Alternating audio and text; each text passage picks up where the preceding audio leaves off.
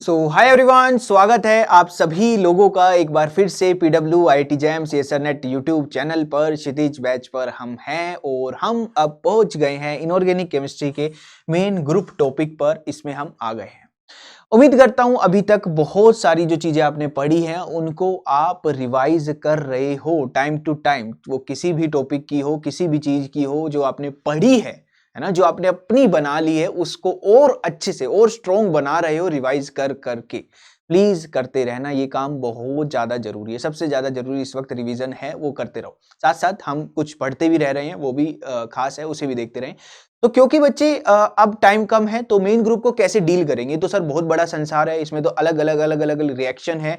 एक एक बारीक बारीक रिएक्शन तो याद ही नहीं होती हमें, वो करनी भी नहीं है और उसको करके हमारा कुछ होगा भी नहीं, है ना। वो धुंधलापन ही रहता है अगर रटने जाएंगे तो।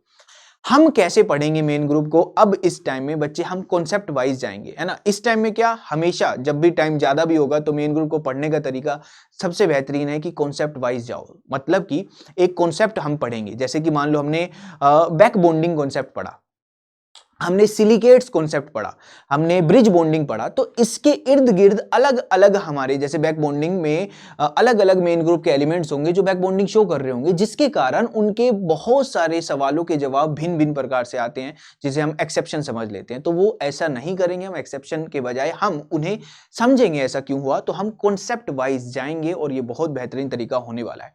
आज के पार्ट में जहां तक हम जाएंगे उसके नेक्स्ट पार्ट में वहीं से ही हम टॉपिक को उठाएंगे, अगेन स्टार्ट करेंगे। तो आज में हम क्या देखने वाले हैं, आपको इत्मीनान से सुनना है।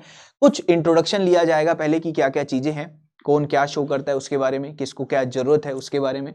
फिर बैक बॉन्डिंग नाम की चीज शुरू की जाएगी। अब ये बैक बॉन्डिंग का महत्व है ना, जितना कॉमन वर्ड आपको ये लग रहा है उतना नहीं है। ये बहुत इंपॉर्टेंट टॉपिक है और बहुत सारे क्वेश्चंस इसके आसपास घूमते रहते हैं।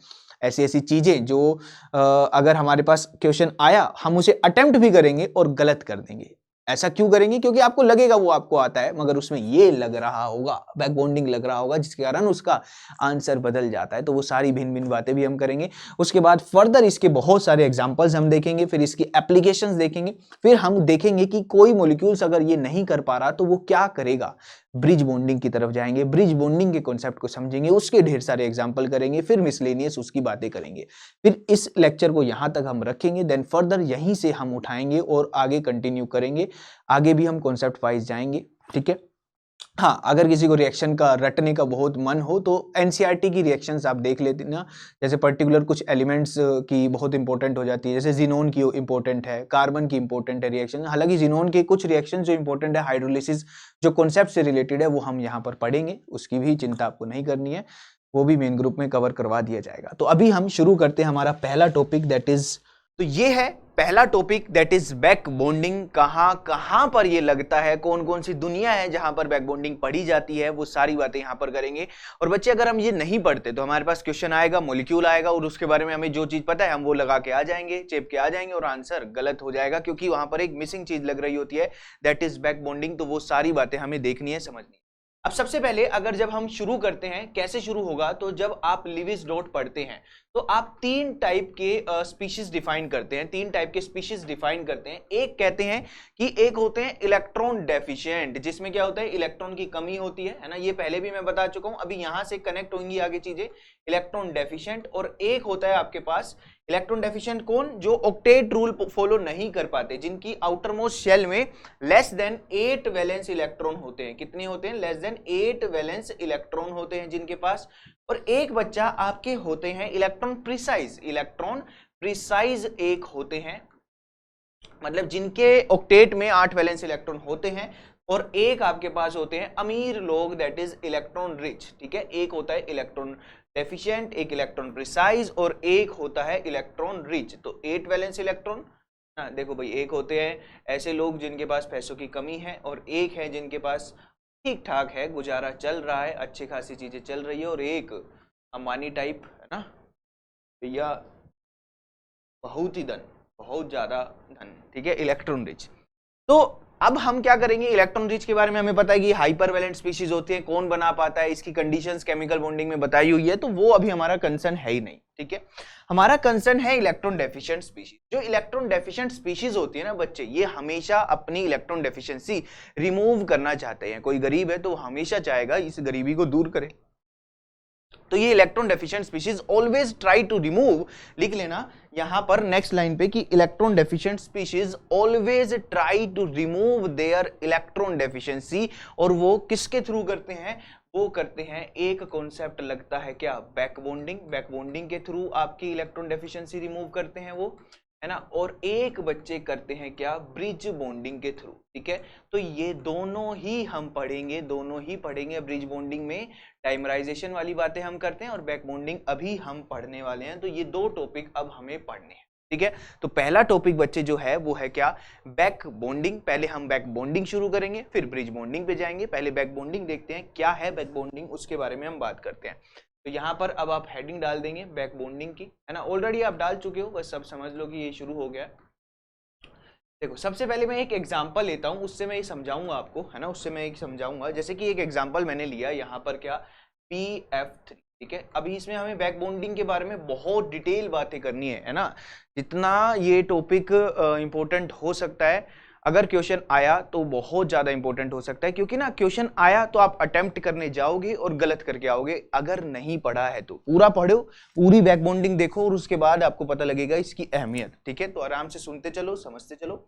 देखो भाई BF3, ये बातें आपको पहले भी पता होंगी, ये थोड़ी सी बातें अभी आपको पता होंगी, मगर इसके बाद जो बातें आएंगी वो बिल्कुल आपके लिए खास होती चली जाएंगी। इसे भी समझ लो एक बारी। यहाँ पर अगर हम बात करें, बोरोन है, बोरोन ने 3 बॉन्ड बना रखे हैं। ये अब ट्राइगोनल प्लेनर क्यों है सर, ऐसा क्यों है ये तो भाई अब आपको टेंशन है। ये केमिकल बॉन्डिंग में हम sp2 हाइब्रिडाइज, इसके ऊपर अब हम चर्चा करने नहीं बैठ रहे हैं। ये sp2 हाइब्रिडाइज कैसे है, ये आपको आता होगा। यहाँ पर फ्लोरीन भैया के पास क्या है, लोन पेयर। अब देखो बच्चे, यहाँ पर बोरोन था, बोरोन की इलेक्ट्रॉनिक कन्फिगरेशन होती है क्या, 2s2 2p1, ठीक है। तो इसने क्या किया, यहाँ पर 2 इलेक्ट्रॉन इधर थे और यहाँ पर p था। ये क्या है, ये आपका 2s है और बच्चे ये क्या है, 2p है। तो 2p में एक इलेक्ट्रॉन था, तो इसने क्या किया, पहले हाइब्रिडाइजेशन कर ली, पहले एक हाइब्रिडाइजेशन कर ली यहाँ पर sp2 में। अब 3 इलेक्ट्रॉन है टोटल, 1 2 3 यहाँ पर, और एक वैकेंट p, ये क्या है, वैकेंट p हो गया। तो इधर से क्या बन गए हैं, इधर से आपके बॉन्ड बन गए हैं। ये फ्लोरीन आया, ये फ्लोरीन आया, ये फ्लोरीन आया, इधर से बॉन्ड बन गई। यानी कि sp2 इसने हाइब्रिडाइज से बॉन्ड बनाया, मगर इसके पास अभी भी बच्चे क्या है, एक वैकेंट p ऑर्बिटल है। क्या है बच्चे, इसके पास वैकेंट p ऑर्बिटल है। तो अब होता क्या है, सबसे पहले सुनो, थोड़ा सा समझो। यहां पर सबसे पहले होता यह है कि ये बॉन्ड जो है, ये बॉन्ड क्या है, पोलर बॉन्ड है। B और F में फ्लोरीन मोर इलेक्ट्रोनेगेटिव एलिमेंट है, तो फ्लोरीन क्या करेगा, थ्रू सिग्मा बॉन्ड इसकी इलेक्ट्रॉन डेंसिटी अपने पास खींचेगा, है ना। खुद के पास बहुत ज्यादा है, मगर फिर भी है ना, बस नेचर है कि खींचना है, ठीक है। तो अपने पास बहुत ज्यादा है, इलेक्ट्रॉन डेंसिटी एक्सेस में पड़ी है, अनशेयर्ड पड़ी है, फिर भी इस बॉन्ड की इलेक्ट्रॉन डेंसिटी अपनी तरफ खींच रहा है। ये बॉन्ड की इलेक्ट्रॉन डेंसिटी, ये सारी बातें आप थ्योरी पढ़ने जाओगे सब आपको मिल जाएगा कि फ्लोरीन एक पोलर बॉन्ड में अपनी तरफ इलेक्ट्रॉन डेंसिटी खींचता है, और फिर इसके पास जो एक्सेस इलेक्ट्रॉन डेंसिटी है, मतलब कि जो लोन पेयर है, वो रिपल्शन कोज करते हैं। भाई ये क्या कहेगा, ये लोन पेयर कहेगा पहले ही हम बहुत है और तू बाहर से किसी और को खींच के लेके आ रहा है, तो रिपल्शन, झगड़े, फाइटिंग होगी। वो रिपल्शन फ्लोरीन को इंसिस्ट करता है कि भैया आप लेकर आए हो, जो सिग्मा से खींच तान कर लेके आए हो, बर्दाश्त से बाहर है, ये फाइटिंग हो रही है, रिपल्शन हो रहे हैं, आप इसे वापस से डोनेट करो। तो सिग्मा से खींचने वाली चीज पाई के थ्रू वैकेंट ऑर्बिटल में डोनेट की जाती है। ये होती है क्या, बैक बॉन्डिंग। सिर्फ इतना ही नहीं, अभी और भी हम बातें करेंगे। अभी सिर्फ हमने ये कहा, लिख लेना हिंदी में, यहां पर इसके नीचे पूरा हिंदी में लिख लेना, fluorine is more electronegative element. तो BF बॉन्ड में फ्लोरीन अपनी तरफ इलेक्ट्रॉन डेंसिटी खींचेगा, इस BF बॉन्ड की इलेक्ट्रॉन डेंसिटी फ्लोरीन अपनी तरफ खींचेगा, और फिर फ्लोरीन के लोन पेयर और जो खींची हुई इलेक्ट्रॉन डेंसिटी है उनके बीच में रिपल्शन कोज होगा। ये रिपल्शन फ्लोरीन को इंसिस्ट करेगा कि भैया जो आप बाहर से लेकर आए हो वापिस से उसे देकर आओ। तो ये सिग्मा से खींचता है और पाई के थ्रू इसको डोनेट कर देता है। इसे कहा जाता है क्या, बैक बॉन्डिंग, ठीक है। इसे क्या कहा जाता है बच्चे, बैक बॉन्डिंग कहा जाता है। छोटा सा अभी एक पार्ट हमने समझा है, अभी बहुत डिटेल में पढ़ना है। तो अभी नेक्स्ट पार्ट हम क्या कहेंगे कि कंडीशंस क्या है बैक बॉन्डिंग की। कंडीशंस क्या है बैक बॉन्डिंग की सर, वो भी एक बार बता दो। कंडीशंस फॉर बैक बॉन्डिंग, ठीक है। बैक बॉन्डिंग की बच्चे कंडीशंस क्या है उसके बारे में हमें चर्चा करनी है। सबसे पहली कंडीशन, ठीक है, सबसे पहली कंडीशन क्या भाई, एक तो ये कि एक atom, one atom should have lone pair and adjacent atom should have vacant orbital, ठीक है। यहां पर हम क्या लिखेंगे, one atom should have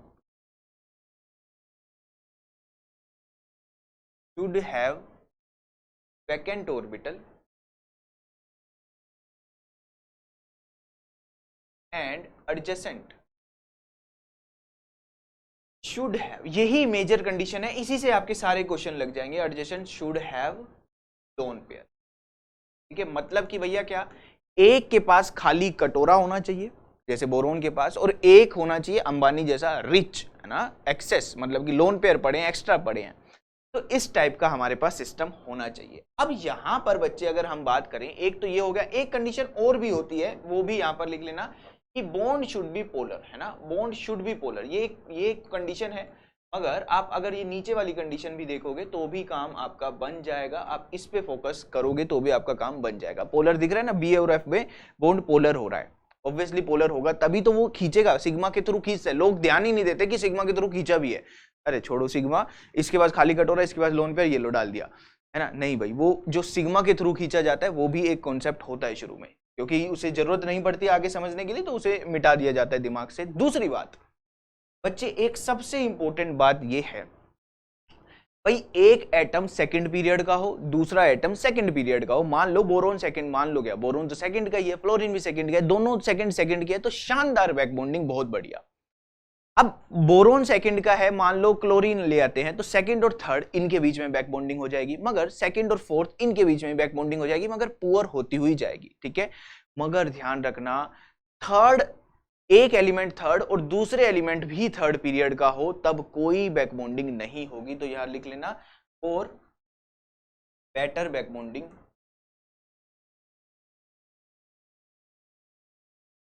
for better back bonding one atom should be from second period, second से होना चाहिए। ये ध्यान रखो भाई, अभी समझना है, अभी समझना है।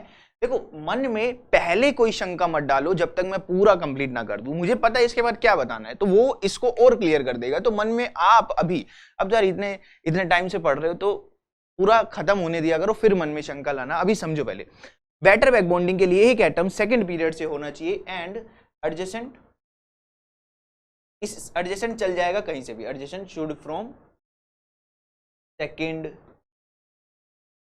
थर्ड, इस तरीके से चल जाएगा। मगर अगर दोनों थर्ड और थर्ड के हैं, दोनों थर्ड और थर्ड के हैं, तो यहां पर लिख लेना नो बैक बॉन्डिंग, यहां पर कोई भी बैक बॉन्डिंग नहीं हो पाती, क्योंकि दोनों अगर थर्ड एलिमेंट के हो जाते हैं तो उनमें साइड वाइज ओवरलैपिंग होने के चांसेस नेग्लिजिबल हो जाते हैं। कहना क्या चाहता हूं, मान लो यहां पर ये ए है और यहां पर ये बी है, ए के पास क्या है, वैकेंट ऑर्बिटल, बी के पास लोन पेयर है, ठीक है बच्चे। तो ये किसका पीरियड का है, ये हमने मान लिया सेकेंड पीरियड का हुआ। ये हमने कहा कि सर ये तो है दूसरे पीरियड का, और ये भी हमने कहा ये भी दूसरे पीरियड का है। तो यहां पर बैक बॉन्डिंग जो होगी वो सबसे शानदार बैक बॉन्डिंग होगी, सबसे बढ़िया बैक बॉन्डिंग होगी। मगर बच्चे यहीं पर अगर मैं कहूं ये ए है, ये लोन वैकेंट ऑर्बिटल है, ये बी है, और यहां पर क्या है, लोन पेयर है, ठीक है। ये सेकंड का हमने ले लिया, यहां पर हमने कहा ये सेकंड पीरियड का है, ये सेकंड पीरियड का हमने ले लिया, और ये हमने क्या कहा, ये थर्ड पीरियड का लिया। तो यहां पर भी बैक बॉन्डिंग होगी, मगर इसकी बैक बॉन्डिंग ज्यादा होगी, इसकी बैक बॉन्डिंग ज्यादा होगी, यहां पर होगी, मगर उसकी वाले की, फर्स्ट वाले की ज्यादा होगी। और अगर मान लो थर्ड केस ऐसा हो कि ये ए है, ए के पास वैकेंट ऑर्बिटल है और बी के पास लोन पेयर है, ये सेकंड पीरियड का और ये किसका, फोर्थ पीरियड का है, तो इसके अंदर और पुअर बैक बॉन्डिंग होगी, ध्यान रखना।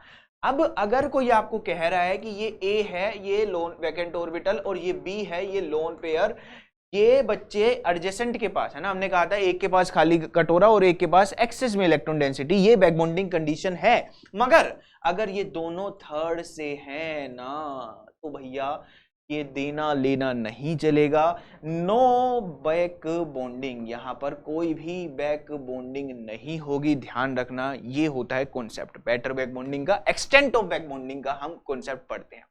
अभी आएगा, अभी ये क्वेश्चन आएगा आगे जाके, ठीक है।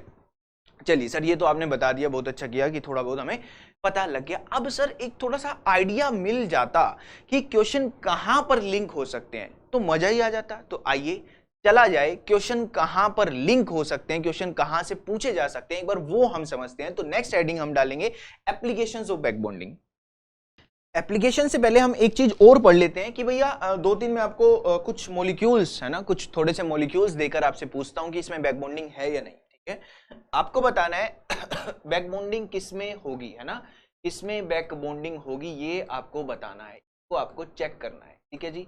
जैसे कि यहां पर अगर हम बात करें, ये क्या है हमारे पास BF3, ये आपके पास क्या है BF3, आपके पास है BCl3, आपके पास है BH3, आपके पास है AlCl3 और आपके पास है CCl4, आपके पास है SiCl4, आपके पास है क्या है भाई, आपके पास OF2, आपके पास है OCl2, देन आपके पास हम ले लेते हैं क्या NH3, फिर हम ले लेते हैं NH3 का थ्राइस, फिर हमने ले लिया NSiH3 का थ्राइस, ठीक है, फिर हमने ले लिया N double bond C double bond S, यहाँ पर हमने ले लिया CH3, ठीक है, और यहाँ पर एक हमने ले लिया N double bond C double bond S, यहाँ पर हमने ले लिया SI।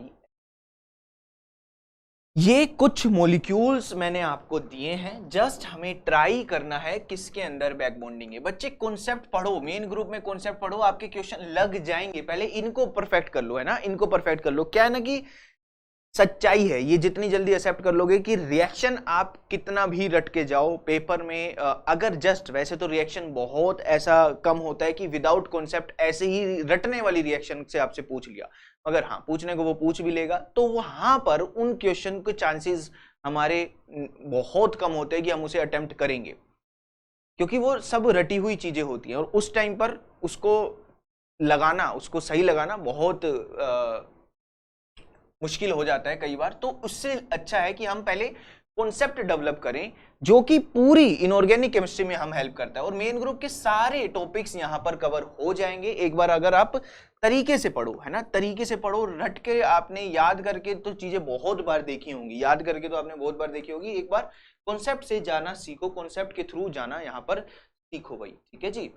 और अगर आपको याद ही करनी है, अगर आपको याद ही करनी है चीजें, तो रिएक्शंस की बात कर रहा हूं मैं, रिएक्शंस कोई पर्टिकुलरली लगे कि रिएक्शन रटनी है तो एनसीईआरटी 11-12 वाली जो हमारी है उसको देख लेना, और उसमें भी कुछ कुछ एलिमेंट्स है ना, कुछ कुछ एलिमेंट्स के बारे में अच्छे से नॉलेज रख लेना। जैसे जिनोन के बारे में हमें अच्छे से नॉलेज रखनी है, बोरोन की रिएक्शन हमें अच्छे से पता होनी चाहिए, एल्यूमिनियम कार्बन इनकी रिएक्शंस, है ना, जस्ट रिएक्शन जो याद करने वाली चीजें हैं वो वाली वहां थ्रू, उसके थ्रू आप देख सकते हो। अभी हम इस पे आते हैं, क्या यहां पर हमारी बैक बॉन्डिंग होगी, क्या यहां पर हमारी बैक बॉन्डिंग होगी। बोरोन है, बोरोन के पास सर वैकेंट ऑर्बिटल है, sp2 ये हाइब्रिडाइज्ड है, और यहां पर इसके पास लोन पेयर है, इसके पास लोन पेयर है, तो इधर बैक बॉन्डिंग होगी, बिल्कुल ठीक है। यहाँ पर BCl3 में, हाँ जी BCl3 में भी sp2 हाइब्रिडाइज है, ये आपका क्या है, ये वैकेंट ऑर्बिटल है। क्लोरीन के पास सर लोन पेयर है, इसके अंदर भी बैक बॉन्डिंग होगी। अगर कोई कह रहा है इसमें और इसमें किसके अंदर अच्छी बैक बॉन्डिंग है, BF3 और BCl3 में, तो BF3 में अच्छी बैक बॉन्डिंग है। इसका भी एक कॉन्सेप्ट आगे आएगा भी, BH3 सर इसके पास तो खाली कटोरा है मगर हाइड्रोजन, अरे हाइड्रोजन से आप क्या कह रहे हो कि मतलब बैक बॉन्डिंग करे, कमाल हो गया, बेचारा एक इलेक्ट्रॉन लेकर आता है, शांति से एक बॉन्ड बना लिया, और इससे क्या एक्सपेक्ट करोगे, इसके पास कोई लोन पेयर ही है नहीं है सर, कोई लोन पेयर नहीं है तो बैक बॉन्डिंग नहीं होगी। एल्यूमिनियम, अब देखो ये बोरोन का बड़ा भाई है, एल्यूमिनियम है, एल्यूमिनियम यहां पर थर्ड पीरियड का एलिमेंट है, मगर है तो sp2 हाइब्रिडाइज, तो यहां पर भी वैकेंट ऑर्बिटल है, sp2 में एक वैकेंट बचा होगा p, और यहां पर ये लोन पेयर है, तो बैक बॉन्डिंग होगी नहीं होगी। क्यों, क्योंकि ये भी थर्ड का है, ये भी थर्ड का है, both are from third period elements, दोनों ही बच्चे क्या है थर्ड तीसरे पीरियड के एलिमेंट्स है तो यहां पर बैक बॉन्डिंग नहीं होगी। बोलो हाँ या ना। क्लियर है जी।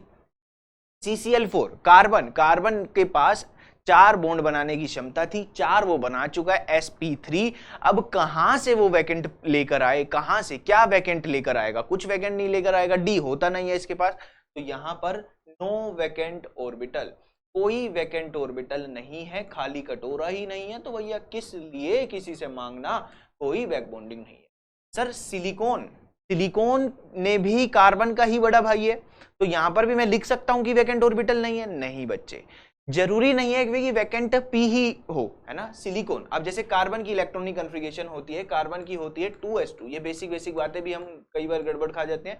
2sp2 2s2 2p2, तो सिलिकॉन की आपके पास होती है 3s2 3p2। मगर बच्चे ये sp3 बना लेता है मान लिया, मगर यहां पर अभी भी वैकेंट डी तो है, 3d तो यहां पर मौजूद है ना। तो सर वहां पर भी 2d है, ऐसे मत करना भाई, 2d तो एग्जिस्ट ही नहीं करता, क्योंकि 2d n और l सेम हो जाएगा तो वो एग्जिस्ट ही नहीं करता। तो यहां पर वैकेंट 3d ऑर्बिटल होते हैं, इसके पास वैकेंट ऑर्बिटल है, वैकेंट ऑर्बिटल यहां पर है, बिल्कुल ठीक है, कोई दिक्कत नहीं है, 3d वैकेंट है। और क्लोरीन के पास लोन पेयर भी है, तो करवा दे बैक बॉन्डिंग। नहीं sir, both are from third period, तो वैकेंट, तो इस वजह से दोनों थर्ड पीरियड के हैं, इस वजह से बैक बॉन्डिंग नहीं होगी, ये ध्यान रखना। ऑक्सीजन के पास कोई खाली कटोरा नहीं है भाई, है ना, यहाँ पर ये sp3 हाइब्रिडाइज है, इसके पास लोन पेयर है, और इधर फ्लोरीन है ना, तो यहाँ पर नहीं बैक बॉन्डिंग होगी, कोई भी खाली कटोरा ऑक्सीजन के पास नहीं है। अब ध्यान से समझो, यहां पर ऑक्सीजन के पास लोन पेयर है, तो इधर क्लोरीन के पास वैकेंट डी ऑर्बिटल है। यहां पर तो अभी तक आपके देख रहे थे कि इधर क्लोरीन देने की तरह एक्ट कर रहा था, मगर इसके पास वैकेंट 3d ऑर्बिटल है, तो यहां पर सेंट्रल एटम से साइड एटम बैक बॉन्डिंग पढ़ी जा सकती है, इसका एक्सटेंट पॉसिबल है। हाँ या ना में क्वेश्चन आया तो हाँ करके आएंगे, तो ये एक ध्यान रखना। ये तो चलो एक बार को हम छोड़ भी दें, इतना कुछ इसमें दिक्कत नहीं है, मगर अभी आगे हम चलेंगे तो बहुत इंपॉर्टेंट मॉलिक्यूल्स आने वाले हैं, ध्यान रखना। ऑक्सीजन के पास यहां पर लोन पेयर है, तो क्लोरीन अब वैकेंट ऑर्बिटल लेकर बैठा है 3d, है ना, वही क्लोरीन के पास क्या है 3s2 3p5, तो 3d इसके पास मौजूद है, तो ये उसमें एक्सेप्ट कर सकता है। नाइट्रोजन भाई ये लोन पेयर है, हाइड्रोजन से पूछो ही मत, हाइड्रोजन बैक बॉन्डिंग कर नहीं सकता, यहां पर नाइट्रोजन के पास लोन पेयर है, कार्बन के पास कोई वैकेंट ऑर्बिटल नहीं है, कोई वैकेंट ऑर्बिटल नहीं है, तो ये भी बैक बॉन्डिंग नहीं करेगा, नो बैक बॉन्डिंग। मगर बच्चे इधर नाइट्रोजन के पास तो लोन पेयर हैं, अभी हम समझेंगे, अभी इसको और अच्छे से समझेंगे, इस मॉलिक्यूल को तो बहुत अच्छे से हमें समझना है। नाइट्रोजन के पास लोन पेयर है, और सिलिकॉन अभी अभी हमने देखा, यहां पर बच्चे अभी अभी हमने देखा सिलिकॉन के पास 3d वैकेंट 3d ऑर्बिटल हैं, तो इधर हम कहते हैं कि नाइट्रोजन के पास लोन पेयर है, तो सिलिकॉन के पास इधर डोनेशन हो जाएगी, तो बैक बॉन्डिंग यहां पर मौजूद है। बैक बॉन्डिंग भी बच्चे दो टाइप की होती है, समझना है, घबराना नहीं है, नया है पुराना है कुछ भी है, मगर समझ के ही आगे बढ़ना है। यहां पर बैक बॉन्डिंग होगी, ये अभी खत्म नहीं हुआ है, इसकी चर्चाएं, इसके बारे में बहुत सारी बातें अभी रह रही है जो मैं आपको बताऊंगा। यहां पर बैक बॉन्डिंग करा दे सर, और इसके पास क्या है लोन पेयर है, तो सल्फर 3, जब भी आपको थर्ड पीरियड का एलिमेंट मिल जाए तो समझ जाना वहां पर वैकेंट ऑर्बिटल तो है ही है, 3d तो है ही है, तो सल्फर के पास वैकेंट ऑर्बिटल है, इधर करवा देते हैं बैक बॉन्डिंग। कैसे करवाओगे भाई, इधर एक पुल बनाओगे क्या, जब एडजेसेंट होना चाहिए, तो यहां पर कोई बैक बॉन्डिंग नहीं है, तो सर इधर करवाएं कुछ। हाँ जी, यहां पर नाइट्रोजन के पास लोन पेयर है और सिलिकॉन के पास वैकेंट ऑर्बिटल है, तो ये वाली बैक बॉन्डिंग यहां पर पॉसिबल है। ये सारे ये एग्जाम्पल रेफरेंस के हैं, ये 3 तो आखिरी के बिल्कुल ध्यान रखने हैं आपको, बिल्कुल छपा लेने अपने दिमाग में, ये वाला और ये वाला, ठीक है। अभी आएगा और कॉन्सेप्ट आएगा, मैं क्लासिफिकेशन और करूंगा अच्छे से बैक बॉन्डिंग की, कि सेंट्रल एटम से साइड एटम बैक बॉन्डिंग होने से क्या होता है, साइड एटम से सेंट्रल एटम बैक बॉन्डिंग होने से क्या होता है। 2 मिनट का आपको सफर करना पड़ेगा। अभी जो हेडिंग डालने वाले हैं वो हम क्या डालेंगे, एप्लीकेशंस ऑफ बैक बॉन्डिंग, कैसे क्वेश्चन घुमा फिरा के कहां तंग किया जा सकता है सर, एक बार उसके बारे में थोड़ी सी चर्चाएं हो जाएं तो मजा आ जाएगा। तो बच्चे हेडिंग डाली जाए क्या, एप्लीकेशन। देखो भाई ये बोनस टॉपिक हो सकता है ना, ये टॉपिक ना बोनस हो सकता है, क्योंकि ये अक्सर लोग त्याग किए जाते हैं। अक्सर लोग सोचते हैं कि ये तो याद करने वाला है, इसमें समझने का कुछ है ही नहीं और कितना भी पढ़ लेंगे पेपर में हमें याद नहीं रहेगा। तो क्यों ना हम इसको समझे ही पहले, है ना, क्यों ना हम इसको समझे ही। तो एक बार इसको समझ लेते हैं, एप्लीकेशंस ऑफ बैक बॉन्डिंग। पूरा इन ग्रुप हम इसको कॉन्सेप्ट वाइज लेकर चलेंगे। जो इम्पोर्टेंट और भी इम्पोर्टेंट अगर बातें आएंगी, कोई इम्पोर्टेंट रिएक्शंस आएंगी जो मुझे आपको बताना है कि आपको याद रखनी है, तो वो भी मैं आपको लिखवा दूंगा। कोई मिसलेनियस चीजें आएंगी वो भी मैं आपको लिखवा दूंगा, बस आपको बने रहना है। बच्चे यहाँ पर पहली क्या होती है, पहली अगर हम एप्लीकेशंस की बारे में बात करें तो इफेक्ट ऑन बॉन्ड लेंथ, है ना। बॉन्ड लेंथ के ऊपर क्या इफेक्ट पड़ता है, effect on bond length, effect on bond length, bond order, ठीक है। बॉन्ड लेंथ बॉन्ड ऑर्डर पर क्या इफेक्ट पड़ता है, बॉन्ड लेंथ बॉन्ड ऑर्डर पे पड़ेगा तो बॉन्ड स्ट्रेंथ पे भी पड़ेगा, ऑब्वियस सी बात है। जैसे कि मान लो मेरे पास यहाँ पर एक है BF3 और एक है आपके पास BF4 नेगेटिव।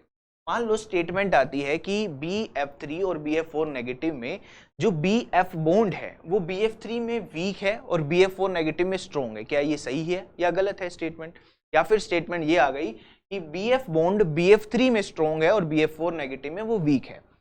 ऐसा कुछ भी आ जाए, बॉन्ड लेंथ भी आ जाए कि जो BF बॉन्ड है वो BF3 में छोटा है और BF4 नेगेटिव में बड़ा बॉन्ड है, क्या ये सही बात है? तो आइए समझते हैं। सबसे पहले बैक बॉन्डिंग, अब दिमाग में चसाना है, वहां पर कोई बताना नहीं आएगा, अरे एक मिनट रुको यार, एक मिनट, आपके कंधे पे हाथ रख के कोई पीछे से ऐसे टैप नहीं करेगा कि इसमें बैक बॉन्डिंग लगाओ, कोई नहीं आएगा। वहां पर यही आएगा, यही है ना, जो आपने सुना है, कानों में डाला है, जो आपने पढ़ा है, वही दिमाग में वापस उस टाइम उभरेगा, पॉपअप होएगा कि अरे हाँ बैक बॉन्डिंग, ठीक है, ठीक है, तो याद आ जाएगा, घबराना मत। तो अब इधर बैक बॉन्डिंग लग रही है, यहां पर तो बैक बॉन्डिंग लगेगी क्योंकि यहां पर वैकेंट ऑर्बिटल है और यहां पर बच्चे क्या, लोन पेयर, तो इधर बैक बॉन्डिंग लगेगी। इधर BF4 नेगेटिव में बोरोन के पास वैकेंट ऑर्बिटल ही नहीं है क्योंकि ये क्या है, sp3 हो गया है, sp3 हाइब्रिडाइज्ड हो गया है भाई। BF4 negative just like CF4, carbon के साथ 4 बॉन्ड लगे हों तो B नेगेटिव के साथ भी 4 बॉन्ड है, तो वही बात पड़ रही है, यहां पर sp3 हाइब्रिडाइज हो गया है, ठीक है भाई। तो ध्यान रखना, इधर नो वैकेंट ऑर्बिटल, तो यहां पर कोई भी बैक बॉन्डिंग। अब इधर क्योंकि बैक बॉन्डिंग हुई है बच्चे, तो ये जो बॉन्ड है ना, अब ये जो बॉन्ड है तो BF3 में ध्यान रखना, ये वाला जो बॉन्ड है ये इसका बॉन्ड ऑर्डर 1 नहीं बताया जाता, ठीक है। इसका बॉन्ड ऑर्डर अगर हम बात करें, इसका बॉन्ड ऑर्डर 1 नहीं बताया जाता, हाँ 2 भी नहीं बताया जाता, ग्रेटर देन 1 बताया जाता है। सर 2 क्यों नहीं बताया जाता? क्योंकि बच्चे सिर्फ इधर ही बैक बॉन्डिंग थोड़ी ना हो रही है, ये फ्लोरीन भी इधर डोनेट करेगा, ये फ्लोरीन भी इधर डोनेट करेगा, तो कहने का मतलब है इन तीनों का एक टोटल पाई बॉन्ड आता है, तो बॉन्ड ऑर्डर इसका 1.33 बता सकते हो या फिर कह सकते हो ग्रेटर देन 1 होगा, ठीक है। तो अगर हम बात करें इधर बॉन्ड ऑर्डर की, तो बॉन्ड ऑर्डर अगर हमारा किसका ज्यादा होगा, बॉन्ड ऑर्डर यहां पर सर इसका ज्यादा होगा, ये BF3 में बॉन्ड ऑर्डर किसका ज्यादा होगा, BF बॉन्ड ऑर्डर इसका बड़ा होगा एज कंपेयर टू इधर, ठीक है। इन BF3 ज्यादा होगा, इन BF4 नेगेटिव में क्या होगा, कम होगा, ठीक है। और फिर अगर हम बात करें बॉन्ड लेंथ के बारे में, तो बॉन्ड लेंथ जस्ट रिवर्स हो जाएगी, है ना। बॉन्ड लेंथ के बारे में अगर हम बात करें तो क्या हो जाएगा, बॉन्ड लेंथ अगर हम बात करते हैं बच्चे, तो किसके अंदर बॉन्ड लेंथ ज्यादा होगी भाई, BF3 में तो डबल बॉन्ड कैरेक्टर आ रहे हैं तो इसकी बॉन्ड लेंथ कम होगी, तो याद रखना BF bond length in BF3 less होगी। ये स्टेटमेंट वाइज क्वेश्चन पूछा जा सकता है भाई, थोड़ा सा समझ लो, आगे और बातें हमें करनी है। Bond BF bond length in BF4 negative ज्यादा होगी क्योंकि यहाँ पर सिंगल बॉन्ड है। सिमिलरली ऐसे ही इनमें भी पूछा जा सकता है, इन दोनों में BOH3 दे दिया, है ना, BOH3 आपको दे दिया, और यहां पर क्या दे दिया, BOH4 नेगेटिव आपको दे दिया, है ना। BOH3 इस तरीके से लिखा हुआ दिख सकता है H3BO3 की तरह, ठीक है, ये बोरिक एसिड, ठीक है जी। यहाँ पर बैक बॉन्डिंग कैसे होती है, ये रहा ऑक्सीजन इस तरीके से, और यहाँ पर ये रहा ऑक्सीजन इस तरीके से, यहाँ पर ये रहा ऑक्सीजन, इसके पास लोन पेयर है, इसके पास लोन पेयर है, इसके पास खाली कटोरा है, तो यहाँ पर बैक बॉन्डिंग हो जाएगी। तो अगर यही कॉन्सेप्ट यहाँ पर लगाना है, BO का अगर बॉन्ड पूछ रहा है, BO का बॉन्ड ऑर्डर कहां पर ज्यादा होगा, BOH3 में। यहां पर बैक बॉन्डिंग हो रही है, अगर हम बात करें यहां पर बैक बॉन्डिंग हो रही है, यहां पर बैक बॉन्डिंग नहीं हो रही है। तो एक क्वेश्चन बन सकता है बॉन्ड लेंथ और एक क्वेश्चन बन सकता है बॉन्ड ऑर्डर और एक बन सकता है बॉन्ड स्ट्रेंथ। कंबाइन करके आंसर कर देंगे पक्का, आगे चल सकते हैं। क्लियर है भाई। अब आपको कोई करे BF3 और BOH3 में किसकी बैक बॉन्डिंग ज्यादा होगी, तो थोड़ा सा दिमाग लगाना है कि भाई ऑक्सीजन और फ्लोरीन में फ्लोरीन ज्यादा इलेक्ट्रोनेगेटिव है, तो जब देने की बात आएगी तो फ्लोरीन वही हरकत करेगा, कम डोनेट करेगा, और जबकि ऑक्सीजन लेस इलेक्ट्रोनेगेटिव है फ्लोरीन की कंपैरिजन, तो ये ज्यादा डोनेट करेगा। तो इस तरीके से हम कह सकते हैं BOH3 और BF3 में BOH3 में बैक बॉन्डिंग ज्यादा है। ठीक है, अगर एक ही पीरियड के हैं तो वैसे अलग अलग पीरियड, जैसे BF3 और BCl3 में पूछ रहा है तो BF3 की ही ज्यादा आएगी। अगर इन दोनों में पूछ रहा है तो BOH3 की ज्यादा बतानी है, क्योंकि ये लेस इलेक्ट्रोनेगेटिव है ऑक्सीजन एलिमेंट। ठीक है बच्चे। अब नेक्स्ट आपकी जो एप्लीकेशन है वो क्या है, वो है बच्चे हमारे पास क्या, effect on hybridisation. Sir hybridisation तक मामला पहुंच जाएगा क्या सर? हाँ जी बच्चे, पहुंच जाता है। एक बार समझना, हाइब्रिडाइजेशन पे पहुंचेगा तो बच्चे ज्योमेट्री पे भी पहुंचेगा, ज्योमेट्री पे पहुंचेगा तो बच्चे शेप पर भी पहुंचेगा, कहीं से भी क्वेश्चन पूछ सकता है, और इन पर कहीं पहुंच गया तो बॉन्ड एंगल पर भी जा सकता है। अब इतना सब नहीं पढ़ना, एक ही चीज है जो सबको कनेक्ट करेगी, एक ही चीज है जो सबको कनेक्ट करेगी, आपको चिंता नहीं करनी है, एक ही सारी चीज सबको कनेक्ट कर देगी। ठीक है भाई। सबसे पहले मैं क्या करूंगा, मैं पहले एक छोटा सा क्लासिफिकेशन करूंगा, ध्यान से सुनते जाओ, ध्यान से सुनते जाओ, पूरा कॉन्सेप्ट समझ में आएगा। सबसे पहले हमने क्या किया, क्लासिफिकेशन की बैक बॉन्डिंग की।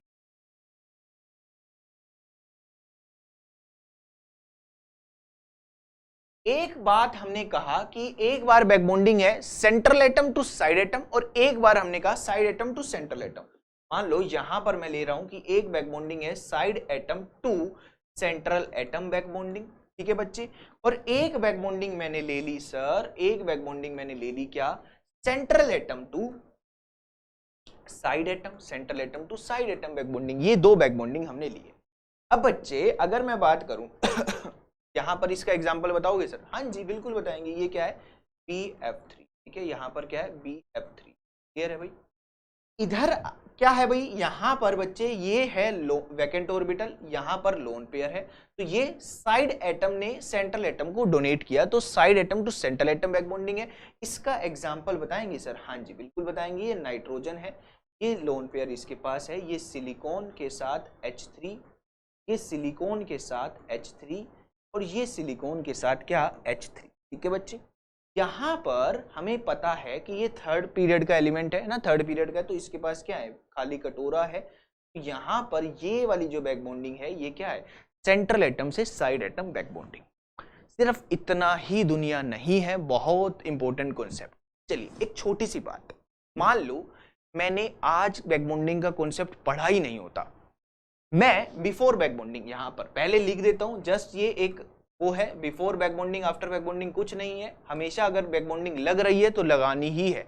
मान लो बिना बैक बॉन्डिंग पढ़े, बिना बैक बॉन्डिंग पढ़े आज से पहले अगर आपसे कोई स्टेरिक नंबर ऑफ बोरोन पूछने आता कि भैया बताएं स्टेरिक नंबर ऑफ बोरोन, तो आप क्या बताते? स्टेरिक नंबर ऑफ बोरोन क्या बताते आप कहते 1 सिग्मा 2 सिग्मा 3 सिग्मा। यहां पर सर जो पाई कैरेक्टर आ रहा है उसको नहीं काउंट करेंगे, नहीं करेंगे। स्टेरिक नंबर में हम पाई लेते ही नहीं है, हम क्या लेते हैं, सिग्मा प्लस लोन पेयर। तो बोरोन के पास कोई लोन पेयर नहीं है और 3 सिग्मा है तो यहां पर क्या है, 3। ठीक है। आज अगर आपने बैक बॉन्डिंग पढ़ ली है, ये तो बिफोर बैक बॉन्डिंग है, हमें पता ही नहीं था कि लोन ये वैकेंट ऑर्बिटल ने इसको डोनेट किया कि पाई कैरेक्टर आ रहा है, हमें पता ही नहीं था, हम सिर्फ 3 सिग्मा बॉन्ड गिनकर बैठ गए। आज आपने पढ़ लिया आफ्टर बैक बॉन्डिंग, मतलब कि बैक बॉन्डिंग का कॉन्सेप्ट जानने के बाद अगर आपसे कोई पूछ रहा है कि अब कितना है स्टेरिक नंबर, क्या कुछ चेंज आएगा? नहीं आएगा sir. Steric number of boron तो अभी भी 3 ही रहेगा, क्योंकि 3 सिग्मा है, तो स्टेरिक नंबर अभी भी 3 रहेगा। ये पाई कैरेक्टर को नहीं गिनना सर, नहीं गिनना, क्योंकि हम स्टेरिक नंबर में सिग्मा ही गिनते हैं। तो हम कह सकते हैं कि इस पर्टिकुलर में जब side atom to central atom हमारी बैक बॉन्डिंग चलती है तो कोई चेंज नहीं आता हाइब्रिडाइजेशन में। क्या लिखेंगे भाई यहां पर हम लिखेंगे no change in hybridisation. Hybridisation में हमारे पास कोई चेंज नहीं आता, क्यों? क्योंकि पाई करेक्टर आ रहा है और पाई को तो हम स्टेरिक नंबर में सर लेते ही नहीं थे ना, तो यहां पर कोई चेंज नहीं आया, मगर क्या यहां पर आएगा? तो आइए समझते। मान लो आज से पहले, है ना, थोड़े दिन पहले या फिर अभी ये देखने से पहले अगर मैं आपसे पूछता बिफोर बैकबॉन्डिंग कि भाई बिना बैकबॉन्डिंग के कॉन्सेप्ट पढ़े स्टेरिक नंबर ऑफ नाइट्रोजन कितना है, तो क्या होगा सर? 1 सिग्मा, 2 सिग्मा, 3 सिग्मा और नाइट्रोजन पे एक लोन पेयर, तो sir 3 sigma plus 1 lone pair ही तो करना होगा, 4 एंड sp3 हाइब्रिडाइज। ये सत्य नहीं है, ये सच नहीं है, इसको नहीं लगा कर आना, गलत हो जाएगा, सब गलत हो जाएगा। आज कॉन्सेप्ट पढ़ लिया है, आफ्टर बैकबॉन्डिंग अगर हम पूछ रहे हैं बैकबॉन्डिंग के बाद स्टेरिक नंबर ऑफ नाइट्रोजन, तो आप क्या जवाब देने वाले हो? हाँ जी, अब तो आ गया होगा समझ में। सर जो ये लोन पेयर है ना, ये इसके पास अब है ही नहीं, इसने तो दान कर दी, ले जाओ ले जाओ ले जाओ, लूट लो, है ना, दानवीर, एकदम दानवीर, इसने सिलिकॉन में से बांट दिए हैं। तो अब इसके लोन पेयर इसके पास है ही नहीं, तो इसके स्टेरिक नंबर में किस खुशी से आप इसको गिन लोगे? गिन ही नहीं सकते। तो इसके स्टेरिक नंबर में भैया 1 2 3 3 सिग्मा गिनना पड़ेगा, 3 सिग्मा करेंगे और 3 बताएंगे और sp2 बताएंगे। सच क्या है? ये करके आना है या ये करके आना है? सर हमेशा हमेशा ध्यान रखना, ये ही करके आना है, बिफोर आफ्टर का कुछ कॉन्सेप्ट नहीं है। हमेशा अगर बैकबॉन्डिंग उस मॉलिक्यूल में लग रही है तो बैकबॉन्डिंग लगाने के बाद ही आंसर करना है। कोई बताने नहीं आएगा NSiS3 की हाइब्रिडाइजेशन जस्ट पूछ ली, कोई बताने नहीं आएगा कि बैकबॉन्डिंग लगा के बताओ, नहीं। आपकी जिम्मेवारी है कि इसमें बैकबॉन्डिंग लगाकर ही मैं सोचूं कि अच्छा हाँ बैकबॉन्डिंग यहां पर लग रही थी, तो इधर इसका sp3 नहीं sp2 होगा। और अगर हम ये नहीं पढ़ते तो हम किसी भी कीमत पे इसका आंसर sp2 नहीं कर आ रहे होते और हमारा क्वेश्चन अटेम्प्ट भी होता और गलत भी होता। यहां पर आपका चेंज इन हाइब्रिडाइजेशन होता है। बोलो हाँ या ना। ये एक छोटा सा कॉन्सेप्ट बताना था आपको, इसमें अभी और बातें करनी है हमें। जैसे मान लो अगर आपसे कोई कह रहा है कि शेप बताओ, है ना, आपको किसी ने दे दिया ये मॉलिक्यूल दे दिया आपको कहा NCH3 थ्राइस है और आपको कहा NSiH3 का थ्राइस है, ठीक है। आपको कहा कि भैया मुझे इनकी ज्योमेट्री, हाइब्रिडाइजेशन, शेप, है ना, तीनों का आंसर करना है। हाइब्रिडाइजेशन, फिर आपको इसकी ज्योमेट्री बतानी है, फिर इन दोनों की आपको शेप बतानी है। तो अधिकतर लोग इसको सेम समझ के आ जाएंगे, तो मगर ये सेम नहीं है बच्चे, ध्यान रखना। यहां पर जो लोन पेयर विराजमान है वो इसी के पास है, इधर डोनेट नहीं होते, तो इधर कोई भी बैकबॉन्डिंग का कॉन्सेप्ट नहीं लग रहा होता। तो हम कहते हैं कि भैया जो नाइट्रोजन के लोन पेयर थे वो उसी के ही माने जाएंगे। तो यहां पर नाइट्रोजन के लोन पेयर यहाँ ये CH3 बच्चे, इधर CH3 और इधर क्या CH3। तो हम कहते हैं कि हमारे पास अगर हम देखें तो इसका स्टेरिक नंबर क्या आएगा? इसका स्टेरिक नंबर आएगा सर वही जो हम करते आ रहे हैं, steric number of nitrogen 3 sigma और 1 लोन पेयर, तो 3 सिग्मा प्लस 1 लोन पेयर के कारण, 3 सिग्मा प्लस 1 लोन पेयर के कारण हम कहते हैं 4 आएगा और sp3 हाइब्रिडाइज यहाँ पर बताई जाएगी। ज्योमेट्री क्या बताई जाएगी? ज्योमेट्री बताई जाएगी टेट्राहेड्रल। शेप क्या बताई जाएगी सर? शेप इसकी बताई जाएगी ट्राइगोनल पिरामिडल। बोलो हाँ जी, मतलब ठीक है ना, क्लियर है भाई? हाँ तो तब बोलोगे जब समझ में आएगा, तो उम्मीद करता हूँ जबरदस्ती नहीं, आपसे बुलवाएंगे, जब समझ में आएगा तभी बताना। देखो अब यहाँ पर क्या होगा, इधर इसके लोन पेयर अब इसके पास नहीं है, वो दान हो चुके हैं, इधर दान हो चुके हैं, तो यहाँ बैकबॉन्डिंग लग रही है, तो इधर हम कहते हैं बैकबॉन्डिंग लग रही है। तो अब कहीं पर भी अगर मान लो हमें ना कई बार ख्याल ही नहीं आएगा, अगर ये दोनों की शेप पूछ ली तो बैकबॉन्डिंग का ख्याल ही नहीं आता, वो तक कब आएगा? जब पढ़ोगे, पढ़ने के बाद आएगा। अब मान लो ये पर्टिकुलर मॉलिक्यूल नेट में आ चुका, गेट में आ चुका, और डिफरेंट स्टेट के जो एग्जाम होते हैं, सेट जिसे बोलते हैं, उनमें भी आ चुका है। ये ध्यान रखना, ये बहुत इंपॉर्टेंट हो जाता है। यहां पर अगर हम बात करें, ये इस तरीके से दिखाया जाता है ना, ये वाला जो लोन पेयर था बच्चे, ये जो लोन पेयर था वो इधर डोनेट हो चुका है, तो हम कहते हैं ये अब इसके साथ दिखाया ही नहीं जाता, ये इस तरीके से पाई करेक्टर दिखा दिया जाता है। तो अगर इसका स्टेरिक नंबर आपसे कोई पूछ रहा है तो स्टेरिक नंबर ऑफ नाइट्रोजन कितना होगा? स्टेरिक नंबर ऑफ नाइट्रोजन होगा 3 सिग्मा यानी कि 3 यानी कि sp2। तो बच्चे यहाँ पर हम इसको जस्ट रिप्रेजेंट कर रहे थे ऐसे, मगर ये इसका असली फॉर्म नहीं है, इसका ये असली फॉर्म नहीं है। कई लोग इधर ही रुक गए होंगे कि सर ये sp2 कैसे लिख दिया, ये क्यों बनाया आपने ऐसा, है ना। कई यहीं पर ही भावुक हो गए होंगे, गलती होगी गलती होगी गलती होगी। मैं बता रहा हूँ ये इसका नहीं है रियल तरीका, बस समझाने के लिए आपको इस तरीके से किया था। ये है इसका रियल तरीका बनाने का। तो इसका स्टेरिक नंबर कितना आया, 3 आया। ज्योमेट्री अगर कोई पूछ रहा है तो क्या होगी बच्चे, ट्राइगोनल प्लेनर। और अगर कोई शेप भी पूछ रहा है बच्चे तो शेप क्या होगी, शेप भी ट्राइगोनल प्लेनर। बोलो हाँ या ना। ट्राइगोनल प्लेनर दोनों ही हमारी ज्योमेट्री एंड शेप यहाँ पर बच्चा बताई जाएगी। अब अगर हम इससे आगे बात करें, क्लियर है, मान लो ऐसा कुछ आएगा तो आप हैंडल कर पाएंगे, है ना। तो ये ध्यान रखना, जब सेंट्रल से साइड में जा रही होती हैं चीजें तो स्टेरिक नंबर डाउन चला जाता है, 4 से 3 यहां पर आपने देखा, क्लियर है। नेक्स्ट एक पॉइंट और मुझे आपको बताना है जिसके क्वेश्चन आने के चांसेस बहुत ज्यादा होते हैं। क्या है भाई, इफेक्ट ऑन लिविस एसिडिटी। अब मान लो सीधा लिविस एसिडिटी का कॉन्सेप्ट आएगा तो वो कहीं पर भी पढ़ सकते हो, वो जाकर आप एक एक एलिमेंट को पढ़ना शुरू करो। मान लो बोरोन पढ़ना शुरू करोगे तो वहां पर लिविस एसिडिटी पढ़कर बैठ जाओगे, फिर दूसरे एलिमेंट के लिए फिर पढ़ना। इससे अच्छा क्या कॉन्सेप्ट है उनके पीछे, वो कॉन्सेप्ट को ही हम पढ़ लें, है ना। तो इस पर इस तरीके से पढ़ो आराम से, बहुत अच्छे से आपको समझ में आएगा। इफेक्ट ऑन लिविस एसिडिटी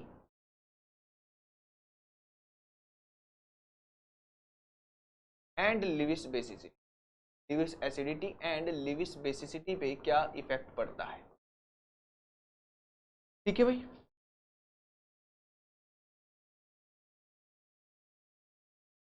चलिए देखो भाई, मान लो अगर पहले, सबसे पहले तो लिविस एसिडिटी होती क्या है। लिविस एसिडिटी ये है कि भाई ये मान लो ये आपका BF3 है ना, BF3 है। हाँ इसके अंदर बैक बॉन्डिंग हो रही है मगर पूरी तरीके से इसकी इलेक्ट्रॉन एफिशिएंसी अभी भी नहीं गई। इसको यहाँ से इलेक्ट्रॉन मिल रहे हैं मगर इसके पास वैकेंट ऑर्बिटल है। अगर ये इधर से ले रहा है, फ्लोरीन से ले रहा है, तो उसे हम बैक बॉन्डिंग कहते हैं। मगर ये फ्लोरीन से ना लेने के बजाय कहीं बाहर से लिविस बेस से ले रहा है। लिविस बेस क्या करता है, डोनेट करता है। और लिविस एसिड क्या करता है, दोज लिविस एसिड वो है those who can accept the lone pair, Lewis base are those who can donate the lone pair. तो ये इसको डोनेट करके ये अब लिविस एसिड की तरह एक्ट करेगा और जिसने दान किया है वो लिविस बेस की तरह बच्चे एक्ट करेगा, क्लियर है।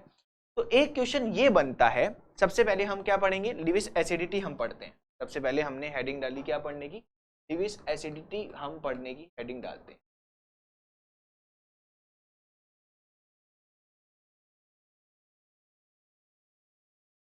अगर हम बात करें Lewis acidity those who can accept the lone pair, BF3 है और एक मेरे पास क्या है, BBr3 है। एक मेरे पास क्या है, BF3 है। इसको हम यहां पर अभी एरो को, ठीक है। एक मेरे पास क्या हो गया, BBr3। मान लो आपसे पूछा गया है कि BF3 और BBr3 में कौन ज्यादा लिविस एसिड है, बताएंगे जरा कौन ज्यादा है। चलिए जिसने बताना, जिसने सोचा होगा उसने तुक्के से या फिर कॉन्सेप्ट लगा के कैसे भी सोच लिया होगा, मगर हम कॉन्सेप्ट से एक बार चेक कर लेते हैं कि आपने सही सोचा या नहीं सोचा होगा। भाई ये भी, इसके पास भी लोन पे वैकेंट ऑर्बिटल है और इसके पास भी वैकेंट ऑर्बिटल है। यहां पर इसके पास भी वैकेंट ऑर्बिटल है हमारे, ठीक है भाई। इसके पास भी वैकेंट ऑर्बिटल है और उसके पास भी वैकेंट ऑर्बिटल है। तो किसके अंदर लिविस एसिडिटी ज्यादा होगी, भाई लिविस एसिडिटी वो ज्यादा होगा जो ज्यादा इलेक्ट्रॉन डेफिशिएंट होगा, है ना। ये क्या होंगे, ज्यादा इलेक्ट्रॉन डेफिशिएंट, मतलब जो ज्यादा इलेक्ट्रॉन डेफिशिएंट होंगे। भाई यहां पर बैकबॉन्डिंग ज्यादा है, इधर बैकबॉन्डिंग क्या है, ज्यादा है। तो इधर बोरोन की इलेक्ट्रॉन डेफिशिएंसी कुछ हद तक रिमूव हो चुकी है। भाई मान लो बाहर से पैसा इंसान कब उठाएगा, है ना। ये बाहर से लोन पे, बाहर से लिविस बेस यहाँ पर बीच में आ गया, एक दानवीर आ गया, तो ये उससे पहले लेगा या ये लेगा, जो ज्यादा गरीब होगा वो उठाएगा। तो यहां पर ये बोरोन ज्यादा इलेक्ट्रॉन डेफिशिएंट है। यहां पर हम लिखते हैं this boron is more electron deficient, this boron is more electron deficient. क्यों भाई, क्यों ऐसा कह रहे हैं, ऐसा क्यों कह रहे हैं, क्योंकि बच्चे इस बोरोन में बैकबॉन्डिंग क्या है, कम है। ये सेकंड पीरियड का और ये किस पीरियड का है, थर्ड फोर्थ पीरियड का है। ये सेकंड पीरियड और फोर्थ पीरियड, तो यहां पर लेस बैकबॉन्डिंग है, लेस बैकबॉन्डिंग है। मगर यहां पर क्या है बच्चे, ये सेकंड का और ये भी सेकंड का, तो यहां पर बच्चे मोर बैक बॉन्डिंग है। बैक बॉन्डिंग के कारण इसकी गरीबी दूर हो चुकी है, घर से पैसा आ रहा है तो इसे नौकरी करने की जरूरत नहीं है। ये है ना, जैसे ये मेरी तरह है, इसके पास घर से पैसा आना बंद हो गया तो इसे नौकरी करने की जरूरत है ताकि बाहर से पैसा आए। ठीक है भाई, तो ये ज्यादा लिविस एसिड की तरह रहेगा। अगर इन दोनों की लिविस एसिडिटी पूछ रहे हैं तो ये ज्यादा लिविस एसिड है क्योंकि ये इलेक्ट्रॉन डेफिशिएंट ज्यादा है। यहां पर बैक बॉन्डिंग ने कुछ हद तक इसकी इलेक्ट्रॉन डेफिशिएंसी दूर कर ली है। इन शॉर्ट हम कह सकते हैं कि back bonding is inversely proportional to Lewis acidity. बोलो हाँ या ना। लिविस एसिडिटी के, ये लिविस एसिडिटी के बारे में बात चल रही है ना, लिविस एसिडिटी के बारे में बात चल रही है। ध्यान रखना, लिविस एसिडिटी क्या होती है? जो एक्सेप्ट करते हैं इलेक्ट्रॉन पेयर। जैसे अरेनियस एसिड क्या होते हैं? जो पानी में जाके H+H+H+ लुटा दें, वो आपके अरेनियस एसिड होते हैं। और जो एक्सेप्ट करते हैं इलेक्ट्रॉन पेयर, क्योंकि यहां पर H+ का चीज ही नहीं है, फिर भी ये एसिड है क्योंकि ये एक्सेप्ट कर रहे हैं इलेक्ट्रॉन पेयर, इसलिए ये लिविस एसिड है। तो अगर हम बात कर रहे हैं, मान लो हमारे पास BF3, PCl3, PBr3, अगर यहां पर आपसे पूछ रहा है कि इनकी लिविस एसिडिटी कंपेयर करके दिखाओ, तो सबसे पहले बैक बॉन्डिंग किसमें ज्यादा होगी? बैक बॉन्डिंग अगर हम बात करें BF3 में सबसे ज्यादा, देन BCl3 में कम और BBr3 में और भी कम, क्योंकि ये सेकंड फोर्थ हो गया, सेकंड थर्ड और सेकंड में शानदार बैक बॉन्डिंग। तो बच्चे यहां पर लिविस एसिडिटी La है ना, लिविस एसिडिटी किसकी ज्यादा होगी? BF3 की सबसे कम होगी, ध्यान रखना। PCl3 की इससे ज्यादा एंड BBr3 की, इन तीनों में सबसे ज्यादा होगी। अधिकतर लोग इसको गलत कर जाते हैं अगर बच्चे नहीं पढ़ा होता तो। मैं ये नहीं कह रहा कि आप करोगे, आप समझदार हो, आप अच्छे से ही करोगे। ठीक है, चलिए एक छोटा सा कॉन्सेप्ट कैसे लिविस बेस से ये कनेक्ट कर सकते हैं वो भी हम देख लेते हैं कि भाई लिविस बेस से कैसे कनेक्ट कर सकते हैं, एक बार उसको भी हम देख लेते हैं। Lewis basicity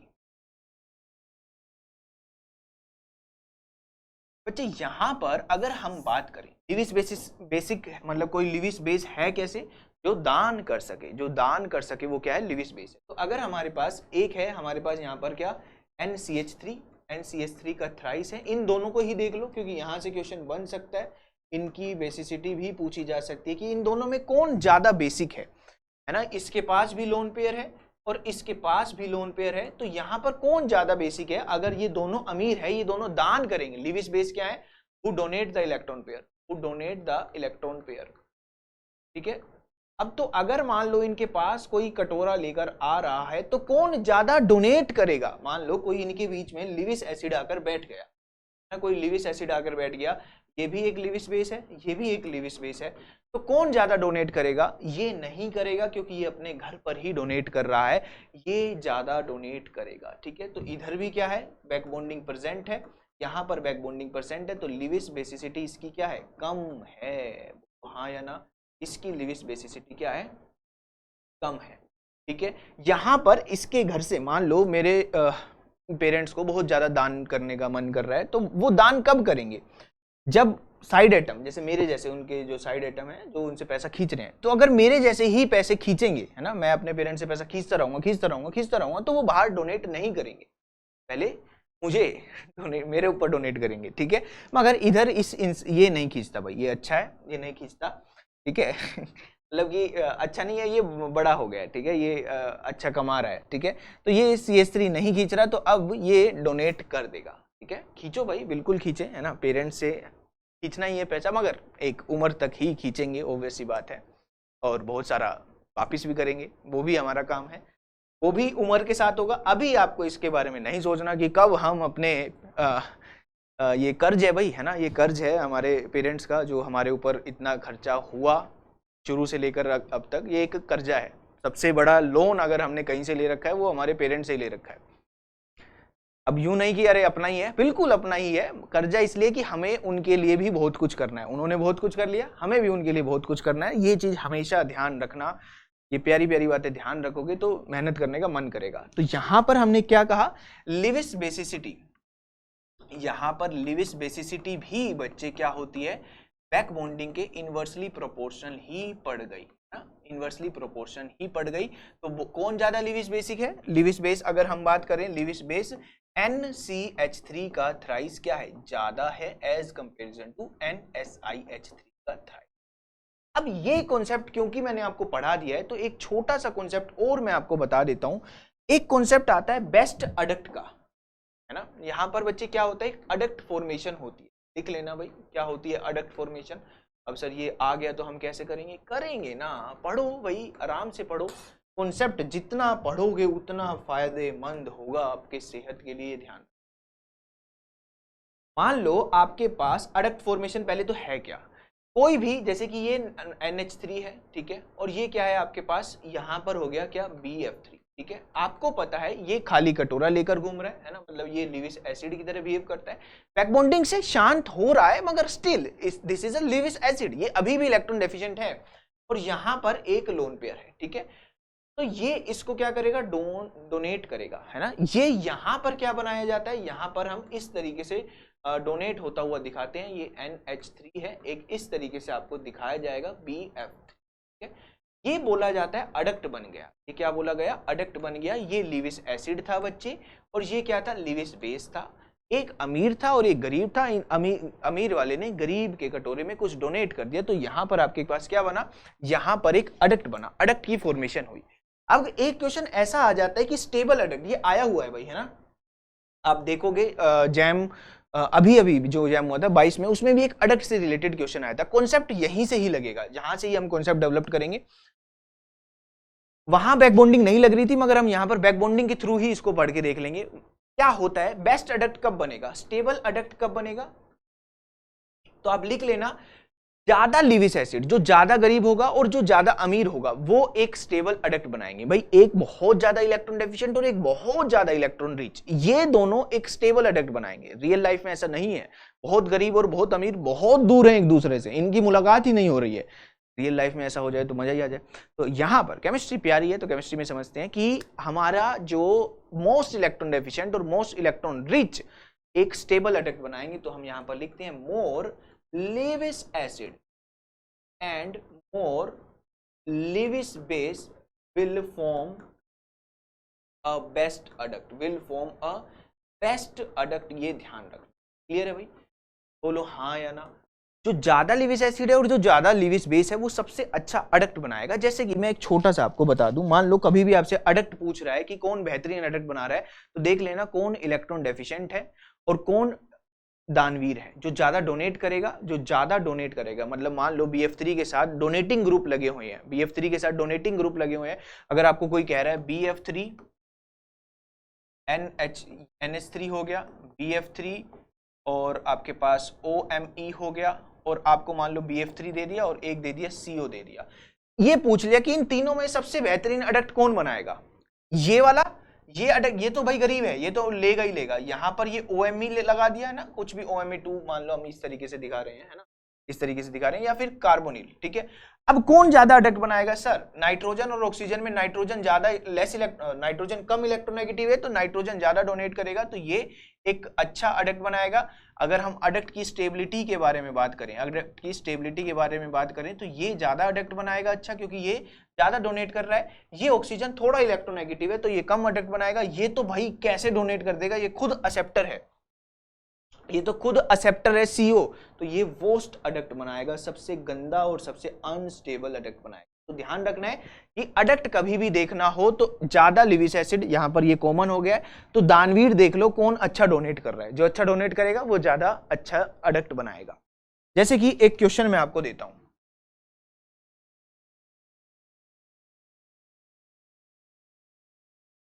which will form best adduct, कौन सबसे बेहतरीन अडक्ट यहां पर बच्चे बनाने वाला है, उसके बारे में हम चर्चा कर लेते हैं, है ना। कौन सबसे बेहतरीन अडक्ट यहां पर बनाने, आइए देखते हैं। जैसे कि यहां पर हम ले लेते हैं, हमने ले लिया BF3 प्लस NCH3 का थ्राइस, हमने ले लिया क्या BCl3 प्लस NCH3 का थ्राइस, हमने ले लिया बच्चे क्या BCl3 ले लो प्लस NSiH3 का थ्राइस, और बच्चे हमने ले लिया क्या BF3 प्लस NCH3 का थ्राइस। इन चारों में कौन सबसे बेहतरीन अडक्ट बनाएगा, ठीक है। NSiH3 ये कॉमन हो गया ना ऊपर वाला, यहाँ पर NSiH3 का, ठीक है। इन चारों में कौन सबसे अच्छा अडक्ट बनाएगा? पहले आप उसमें देखना है कि लीविस एसिड कौन सा है ना। यहाँ पर अगर हम बात करें हमारे पास कौन कौन है लीविस एसिड के लिए बच्चे, लीविस एसिड के लिए मेरे पास है BF3 और BCl3, ठीक है। लीविस एसिड के लिए मेरे पास दो लोग हैं भाई। लीविस एसिड हमें मान लो पता लग जाएगा स्ट्रॉन्ग कौन है, और लीविस बेस हमें पता लग जाएगा स्ट्रॉन्ग कौन है, तो हम कह सकते हैं कि better back bonding, better adduct कहाँ बनेगा। तो लीविस एसिड हमारे पास दो है, इसमें स्ट्रॉन्ग कौन है भाई? यहाँ पर सर बैक बॉन्डिंग होती है, यहाँ पर मोर बैक बॉन्डिंग होती है। मोर बैक बॉन्डिंग के कारण यहाँ की लीविस एसिडिटी क्या है? लेस लीविस एसिड है। ये क्या है? लेस लीविस एसिड है, तो मोर लीविस एसिड ये है। तो भाई हमें बेस्ट अडक्ट बनाना है, तो हमने कहा था सबसे बेहतरीन लीविस एसिड चाहिए, सबसे बेहतरीन क्या चाहिए? लीविस बेस चाहिए। तो लीविस एसिड तो सबसे बेहतरीन ये ही है। अब लीविस बेस में कौन कौन है फाइटिंग करने के लिए बच्चे? लीविस बेस में हमारे पास है NCH3 का थ्राइस, NCH3 का थ्राइस, एंड हमारे पास है क्या बच्चे? NSiH3 का थ्राइस। ये है हमारे पास। तो ये ज्यादा लीविस बेस है ना, ये ज्यादा लीविस बेस है ये वाला, क्योंकि इधर बैक बॉन्डिंग है ही नहीं, तो यहां पर लीविस बेस ये ज्यादा है। तो ये वाला और ये वाला बेटर लीविस एसिड और बेटर लीविस बेस मिलकर एक शानदार अडक्ट बनाएंगे, यानी कि BCl3 एंड NCH3 का थ्राइस एक सबसे बेहतरीन अडक्ट बनाएगा, सबसे स्टेबल अडक्ट ये बनाएगा। क्या बनाएगा जी? सबसे स्टेबल अडक्ट यहां पर ये बनाने वाला है। बोलो हाँ या ना? ये सबसे स्टेबल अडक्ट बनाएगा। और अगर सबसे बुरा अडक्ट पूछा जाए तो कौन बनाएगा भाई? ये वाला और ये वाला, BF3 और NSiH3 थ्राइस, यानी कि ये सबसे बेकार अनस्टेबल वोस्ट अडक्ट यानी कि क्या? अनस्टेबल अडक्ट ये बनाएगा। समझ में आई बात? तो यहां इस तरीके से बैक बॉन्डिंग के कॉन्सेप्ट हमारे बच्चे लग रहे होते हैं। बोलो हाँ या ना? क्लियर है? तो इधर ये छोटे छोटे बारीक बारीक पॉइंट आपको समझने हैं, पहचानने हैं कि कहां पर क्या बैक बॉन्डिंग के कॉन्सेप्ट लगते हैं। और क्योंकि बच्चे ये क्रैश अब हमें करना है ना, पेपर बहुत पास है, तो हमें ऐसा पढ़ना है कि हमारे सारे टॉपिक भी कवर हो जाए और हम चीजों को जान भी ले, डिटेल में भी हम चले जाएं। तो हमने बैक बॉन्डिंग के रिगार्डिंग ये सारे टॉपिक पढ़े हैं। नेक्स्ट अब हमें पढ़ना है क्या? ब्रिज बॉन्डिंग अब हमें पढ़ना है, ठीक है। ब्रिज बॉन्डिंग बच्चे अब हमें पढ़ना है। ब्रिज बॉन्डिंग, अब कुछ लोग क्या थे जो बैक बॉन्डिंग नहीं कर पाए, है ना। ब्रिज बॉन्डिंग कब होगी ये ध्यान रखना। ब्रिज बॉन्डिंग बेसिकली होती क्या है पहले मैं वो समझा देता हूं। जैसे कि भाई BH3 था ना, BH3 था, ये बैक बॉन्डिंग नहीं कर पाया, तो ये जर्नली BH3 जो बैक बॉन्डिंग नहीं कर पाया, ये किसकी तरफ जाते हैं? ये चले जाते हैं डाइमराइजेशन की तरफ। ये चला जाता है किसकी तरफ? डाइमराइजेशन की तरफ, यानी कि B2H6 ये बना लेता है, ठीक है।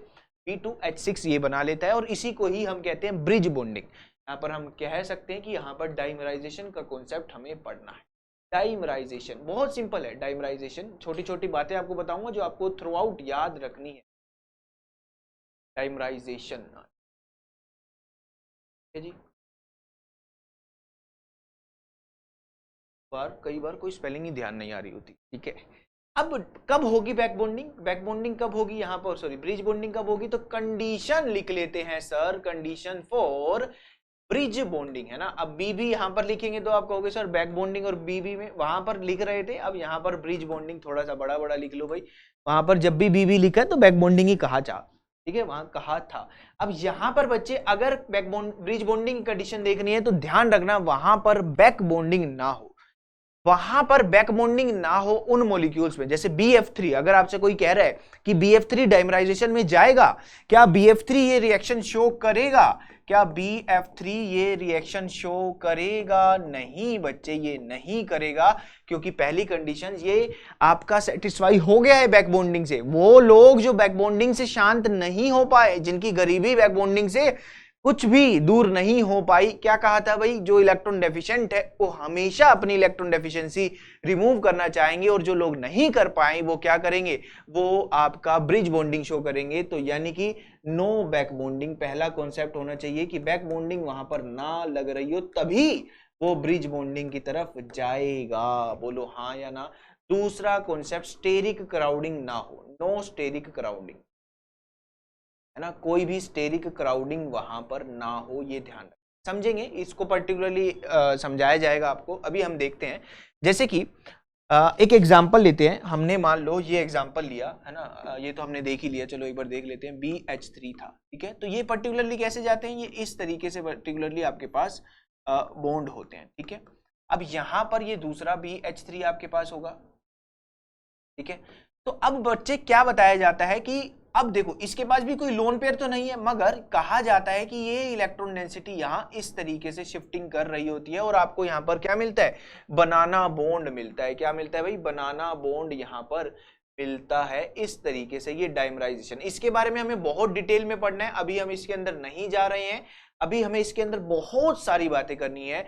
ये एक तरीके से क्या है, आपका डाइमराइजेशन हुआ है, ये एक तरीके से क्या हुआ है बच्चे, डाइमराइजेशन हुआ है BH3 के केस में। क्लियर है भाई।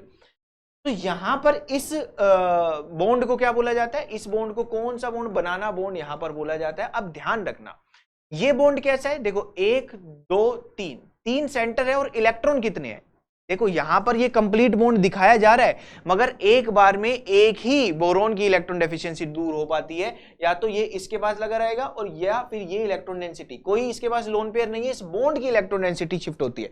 अभी रुको पूरा शिफ्ट, अभी जब AlCl36 पढ़ेंगे तब उसमें और अच्छे से समझ में आएगा। यहां पर कोई लोन पेयर नहीं है तो इसकी इलेक्ट्रॉन डेंसिटी शिफ्ट होती है। तो हम यहां पर पर्टिकुलर कहते हैं कि ये 3 सेंटर है, 3 सेंटर है और 2 इलेक्ट्रॉन बॉन्ड है, 2 इलेक्ट्रॉन बॉन्ड यहां पर हम कहते हैं, है ना। इस ये जो बॉन्ड था यहां पर 2 इलेक्ट्रॉन है, इसी की ही ये वाला जो बॉन्ड था ये 2 इलेक्ट्रॉन है ना, इसी की ही इलेक्ट्रॉन डेंसिटी इस बॉन्ड में आई हुई है ना। ये जो यहां पर बॉन्ड हमने दिखाया है वो इसी 2 इलेक्ट्रॉन की इलेक्ट्रॉन डेंसिटी यहां पर आई है, तो इसे हम 3 सेंटर 2 इलेक्ट्रॉन बॉन्ड कहते हैं। क्या कहते हैं भैया, 3 सेंटर 2 इलेक्ट्रॉन बॉन्ड बच्चे हम इसे कहते हैं, बोलो हाँ या ना। मगर सर अगर हम बात करें यहां पर क्या AlCl3 ये भी बैक बॉन्डिंग नहीं कर पाया था ना, AlCl3 बैक बॉन्डिंग नहीं कर पाया था, ये ब्रिज बॉन्डिंग करता है। अभी हम समझेंगे, अभी हम देखेंगे कौन नहीं कर रहा वो भी हम देखेंगे। एक कॉन्सेप्ट यहां पर मैं आपको समझाता हूं, यहां पर ये Al है, Cl है, मगर इसके पास क्या है, लोन पेयर अभी भी है, ये क्लोरीन ये क्लोरीन, ठीक है।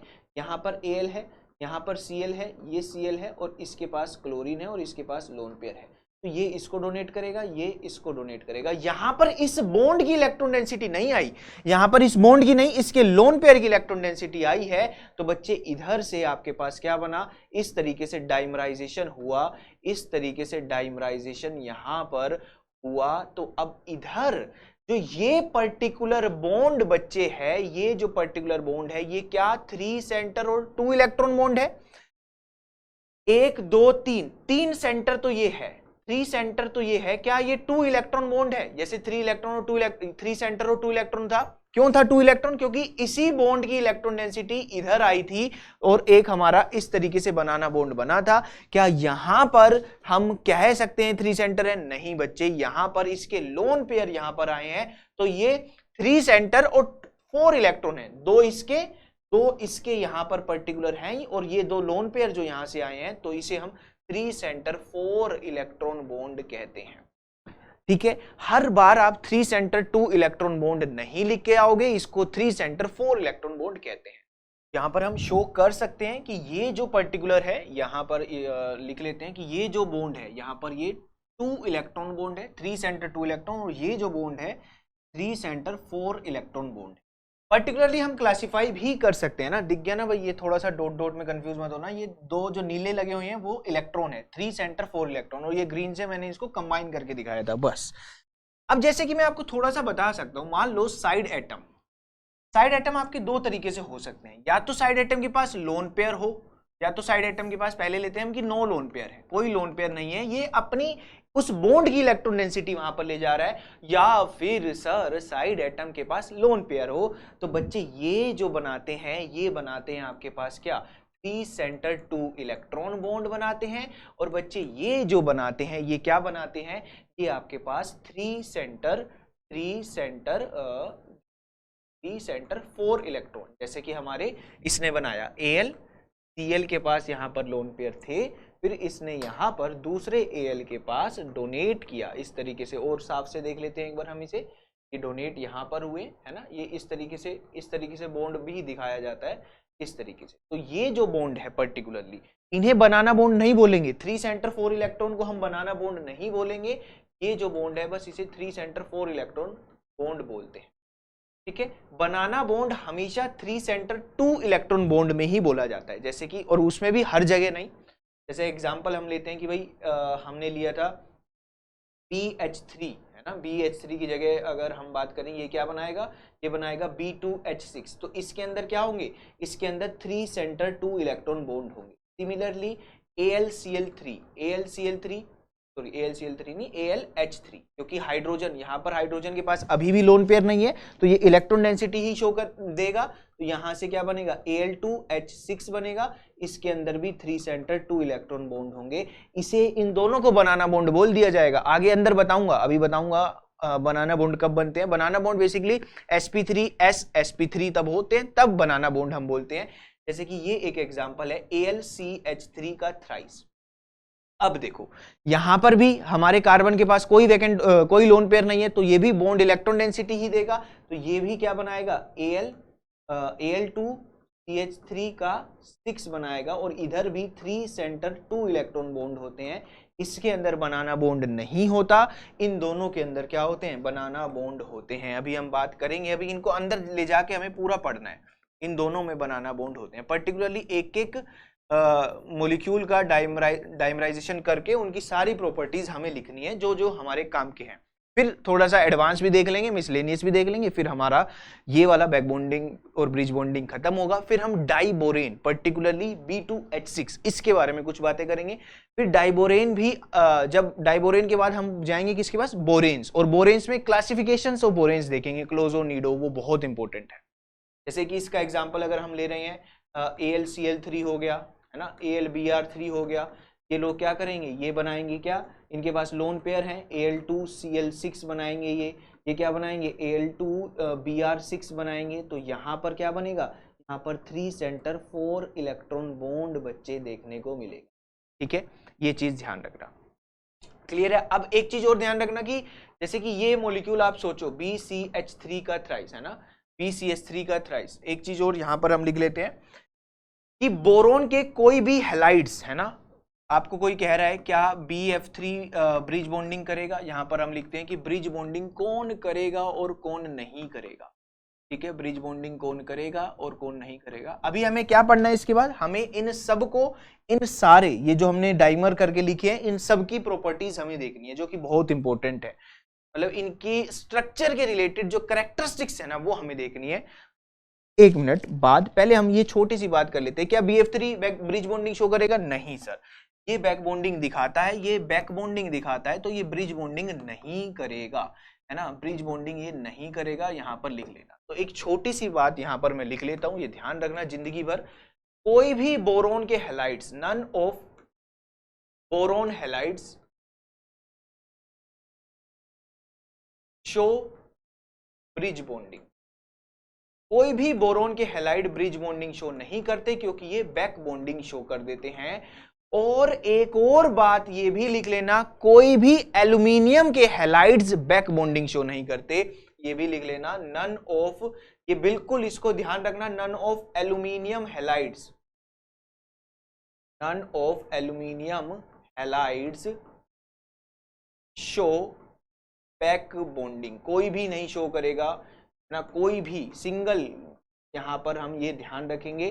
जैसे इधर बोरोन के आप BF3 BCl3 BBr3 ये सब बैक बॉन्डिंग शो कर देते हैं, यहां पर कोई भी बैक बॉन्डिंग शो नहीं करता, AlF3 AlCl3 AlBr3 कोई भी शो नहीं करता, वो ब्रिज बॉन्डिंग की तरफ जाते हैं। ठीक है भाई, ये क्लियर हो गया। अब जैसे कि एक एग्जांपल और है, ये आपसे कोई पूछ ले CH3 का थ्राइस, क्या ये ब्रिज बॉन्डिंग शो करेगा, ये ध्यान रखना, ये भी ब्रिज बॉन्डिंग शो नहीं करेगा भाई। ये छोटे छोटे एग्जांपल आपको ध्यान रखने ही पड़ेंगे, नो ब्रिज बॉन्डिंग। क्यों, क्योंकि बोरोन के अराउंड अभी हमने जो सेकंड कंडीशन क्या है, steric crowding, steric crowd, AlCH3 आपका एग्जिस्ट, Al2CH3 एग्जिस्ट कर जाएगा, वो ब्रिज बॉन्डिंग शो करेगा, क्योंकि यहां पर बोरोन छोटा है और इसके सराउंडिंग में 4 CH3 का लगना, है ना, ये कब भाई, यहां पर ये बोरोन है, 3 तो खुद CH3 लेकर बैठे और एक CH3 यहां पर और आए, ये अनस्टेबल हो जाएगा, यहां पर क्या हो जाएगा, स्टेरिक क्राउडिंग हो जाएगी। क्या हो जाएगी भाई, स्टेरिक क्राउडिंग हो जाएगी, तो ये आपका ब्रिज बॉन्डिंग शो नहीं करता, स्टेरिक क्राउडिंग यहां पर प्रेजेंट होती है,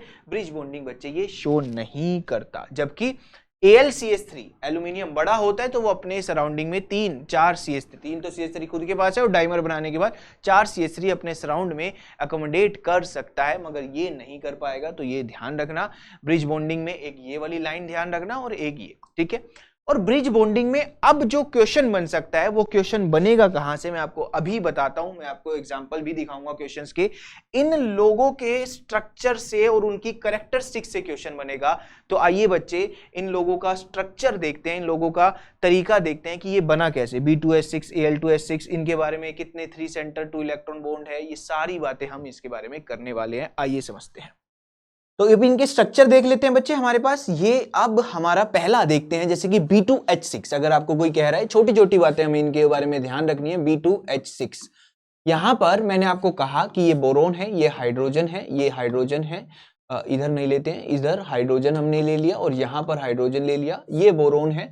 ये अपनी इलेक्ट्रॉन डेंसिटी बेसिकली है ना, पर्टिकुलरली या तो एक बार इस बोरोन का ऑक्टेट पूरा होगा या फिर एक बार इसका, अगर 3 सेंटर 2 इलेक्ट्रॉन बॉन्ड हो रहे हैं।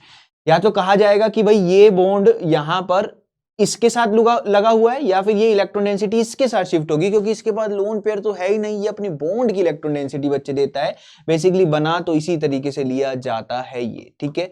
ये इस तरीके से दिखा दिया जाता है। मगर आप कभी भी देखने जाओ तो या तो आपको एक बार इस बोरोन के अराउंड पूरा चारों हाइड्रोजन को समझना होगा, तो हमें बोरोन के अराउंड ऑक्टेट कंप्लीट मिलेगा, या फिर दूसरे बोरोन के अराउंड, तो एक बार में एक के अराउंड मिलता है। जबकि जो लोन पेयर वाले साइड एटम होते हैं, जैसे Cl6 Al2Cl6, वहां पर आपके दोनों ही एल्यूमिनियम का ऑक्टेट पूरा होता हुआ दिखेगा। चलिए, ये बात तो एक बार जस्ट कॉन्सेप्चुअल है। कभी थियोरेटिकल एग्जाम आएगा तो आपके लिए क्या क्वेश्चन पूछा जा सकता है, वो ये है कि 3 सेंटर 2 इलेक्ट्रॉन बॉन्ड हैं कितने। तो यहां पर बच्चे अगर मैं बात करूं 1 2 3 सेंटर है, मगर इधर एक एक ही इलेक्ट्रॉन हम कहते हैं। एक एक इलेक्ट्रॉन, एक मतलब या तो या दोनों इलेक्ट्रॉन यहां दिखा दो या फिर एक एक करके दिखा दो। यानी कि इन पूरे ब्रिज बॉन्ड में 2 ही इलेक्ट्रॉन होते हैं। कितने होते हैं भैया? 2 ही इलेक्ट्रॉन होते हैं। तो यहां पर 3 सेंटर 2 इलेक्ट्रॉन बॉन्ड कितने होते हैं हमारे पास? 2। और आपसे 2 सेंटर 2 इलेक्ट्रॉन बॉन्ड अगर मान लो कोई पूछ ले, क्योंकि तंग कर सकता है कि पूछ ले 2 सेंटर 2 इलेक्ट्रॉन बॉन्ड, तो कुछ नहीं, ये 1 और 2 सेंटर है। बोरोन और हाइड्रोजन 2 सेंटर है और 2 ही इलेक्ट्रॉन है। तो 2 सेंटर 2 इलेक्ट्रॉन बॉन्ड कितने हो गए बच्चे? 4 हमारे पास हो गए हैं। क्लियर है? ये छोटी सी बात यहां पर ध्यान रखनी है। फिर आता है हाइब्रिडाइजेशन की। तो कहते हैं कि इसकी हाइब्रिडाइजेशन sp3, यहां पर आपके पास s और यहां पर क्या? sp3। इस तरीके से इसकी हम हाइब्रिडाइजेशन बताते हैं, है ना। sp3s sp3 हाइब्रिडाइजेशन पर्टिकुलरली हम इसकी बताते हैं। क्लियर है? चलिए, और इसे बनाना बॉन्ड भी बोला जाता है। ध्यान रखना, इसे बनाना बॉन्ड भी बोला जाता है। क्या बोला जाएगा भाई? बनाना बॉन्ड इसे बोला जाएगा। और क्योंकि यहां पर Al2H6 के बारे में अगर कोई आपसे पूछ रहा है तो सेम होता है। Al2H6 के बारे में भी यहां पर सेम ही कहानी होती है, ये ध्यान रखना, ठीक है। Al2H6 के बारे में भी सेम कहानी यहां पर देखी जाती है। क्लियर है? अब इसके आगे हम बात करते हैं। मान लो मेरे पास क्या हो? मेरे पास हो Al2Cl6।